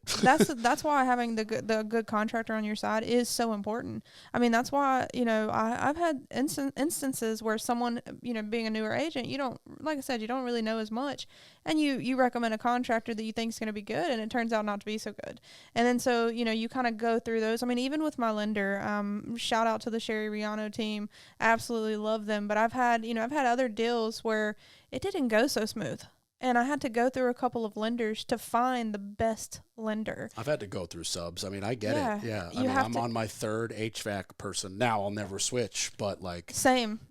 It took. I had to find them. I had to be screwed over by one guy. Yep. I had to have a company charge me too much the second time. And, Exactly. that's how it happens. Yeah, exactly. Yeah. And you do like now I'm at the point in my career where I've nailed down who my main points of contact are. Yeah. I've got an attorney, Jonathan McCollum is my attorney. I call him for everything. Like, I literally, the other day I had something come up and I'm just like on the phone. I'm like, hey, I don't know what this is. Can you it was a land deal. Land deals are not my specialty, but I have a client who wanted land. So you learn something new. Yeah. And I called my attorney. I'm like, hey, do you know how to do this? I have no idea. And he's like, well, it doesn't happen often, but this is what it is.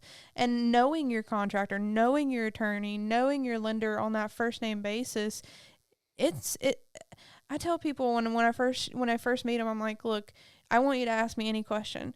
And if I don't know the answer, I'll find the person who does. Like, I will not tell you that I know all the answers because I don't. I know I probably know very little about very little in the grand scheme of things, but it's all about finding the person that knows the most about the thing you're looking for. Yeah. You know? I mean, I'm similar. I'm also like, especially as a New Yorker turned Southerner, I am brutally honest. Sometimes Same. people can't take it, but like, I have talked people out of doing jobs that they would have hired me for when I'm like, there's no way that this is going to fit your budget. Instead of, doing the Southern, like, oh yeah, well, we could make it work and blah, blah, blah. And I'm just like, no, like it's not possible. No. If you want these 5 things, it's not possible. Yep. That, like, it just doesn't exist. It just doesn't exist. Like, if you want cheaper this, cheaper that, blah, blah, I was like, I can't do it for free. The materials alone, like, there's just no way. Yeah, that is what it is. And they'll be shocked because they would have just,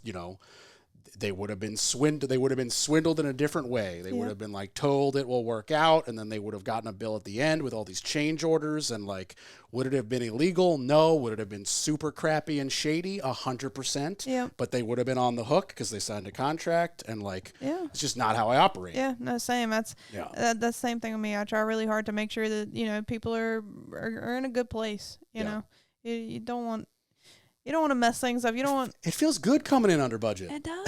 It feels great. I love it. When I send out my market analysis, my market analysis is extremely detailed. Like it's. I actually have not, like, I've paid attention to like other people's, and I've seen some that get close, but like mine is pretty darn detailed. Like, I'm going to tell you within a certain range, like what I think it's going to appraise for. I'm going to tell you what I think it's going to what I think you're going to be able to get it for. And that's when the risk tolerance comes in place. But again, and the same thing is with probably contracting, but it is all an estimate at first. We're just estimating. It could appraise for more. It could appraise for less. The materials could cost more. They could cost less. Yeah, there's definitely always some wiggle room. Less when you're not like doing demo, because like you got to rip it to a wall and get a surprise discovery. Right. Then that's one of those where I gotta tell the client, like, if I open that wall and it's all rotted, I didn't account for that in the budget, and like. Well, I heard someone, it was a colleague of mine, was talking about how they had a client was really upset because I can't remember exactly what had happened, but it was like a little bit of mold. And so they had agreed upon like a certain amount of concessions. And then after they closed, they went to go get it fixed, and it was not a little bit of mold. It was a lot of mold. And it ended up costing them like $5,000 or $10,000 more than what they expected. And they called her and they were upset about it. But in reality, if you see a little bit of mold and it's like something, obviously talk to your realtor, talk to a contractor, but like there could be something else behind that thing. It could be all up the wall. It could be in the insulation. And so maybe having them fix it first may be a better option than concessions. Yeah. I personally, unless it was something that like I had knowledge about, I would want it fixed first. Like, because things can go wrong.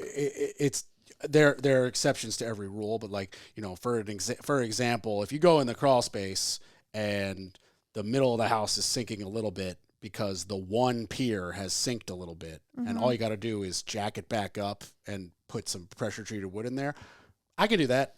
I can have my guy do that. That's not that complicated. But like the mold thing, that's an incredible, you don't even know where it's coming from. You don't. I had that on one of my rental properties, and immediately I blamed my plumber. I was like, there's got to be a leaky pipe. And I ripped the sheetrock out with my bare hands. I'm so angry, just ripping pieces off. Yeah. And it's right by the plumbing. And I get them there. I'm like, come check this. I cannot believe that. Like, you guys, come on. And like, they go over there and they test everything. And they're like, dude, it's not the plumbing. Yeah. Like we've tested everything we can test. There's no leaks. There's no condensation. There's no more. Like, what do you want from us? And I'm like, well, what is happening? And we just start ripping more and more and more. Turns out it was an HVAC thing. Had nothing to do with plumbing. It's crazy how that happens, isn't it? Yeah. This HVAC team, I don't even remember the name, but I would never hire them again anyway. They vented the bathroom fan just into the attic instead of out of the house. That's so crazy. So that hot, moist air was coming from the shower through there, going into the attic and then just trickling back down. No. And finding any hole in the insulation. Oh, gosh. And so the ceiling, the underside of the ceiling sheetrock was black. Oh, that's horrible. Yeah. So I had to re-sheetrock the entire upstairs bathroom. I had to get a different HVAC team to Redo, I was undo. I was like, do both of them. Who knows what the other one looks like? And he was like, I hate to say it, but I can't get in your attic because the access was too small. Wow. I was like, I don't care. Cut holes. Yeah. Like I have to re-sheetrock this bathroom. The sheetrocker's coming. Yeah. If he's got to patch a couple, do it. It is Figure what it is. it out. Yeah, get up there. Get up there. So I had to have them both redone, and it was just like, so you never know. But you know, had we not done anything, and then we sold it or whatever, and then they want concessions or whatever it may have been. It's just like one of those things that but that's the cost of doing business when you have. I mean, it was done incorrectly, but also like this tenant didn't like me. She was bipolar, and she decided to just like run the hot water shower when she wasn't showering as like a way against us. And I was like, that's crazy. You rented as a house sight unseen in the hood of Durham, and you blame me for the outside people. Yeah. Why didn't you check it out? Yeah. You're like, oh, I'm from Detroit. This is Durham. It's not the same. Come check it out first. Yeah. All right. Any last advice for that first time home buyer? Yeah. Call me. Call you. Yeah, okay. Well, let's end on how people call you. So you can reach me at 434-728-5913. Or you can check me out on MB Realty. MB Realty. MB there Realty. You go. And like website, Facebook, all the above. Yeah. Just check. If you just Google us, you should be able to find us. But Awesome. If you have any questions, like I said, just give me a call. Fantastic. And as always, you could find the Orange Hammer podcast on, Instagram, Facebook. Send me an email, send me a text. You want to come on the show? You want me to talk about something special? Hit me up. And thanks for listening. Bye, everybody.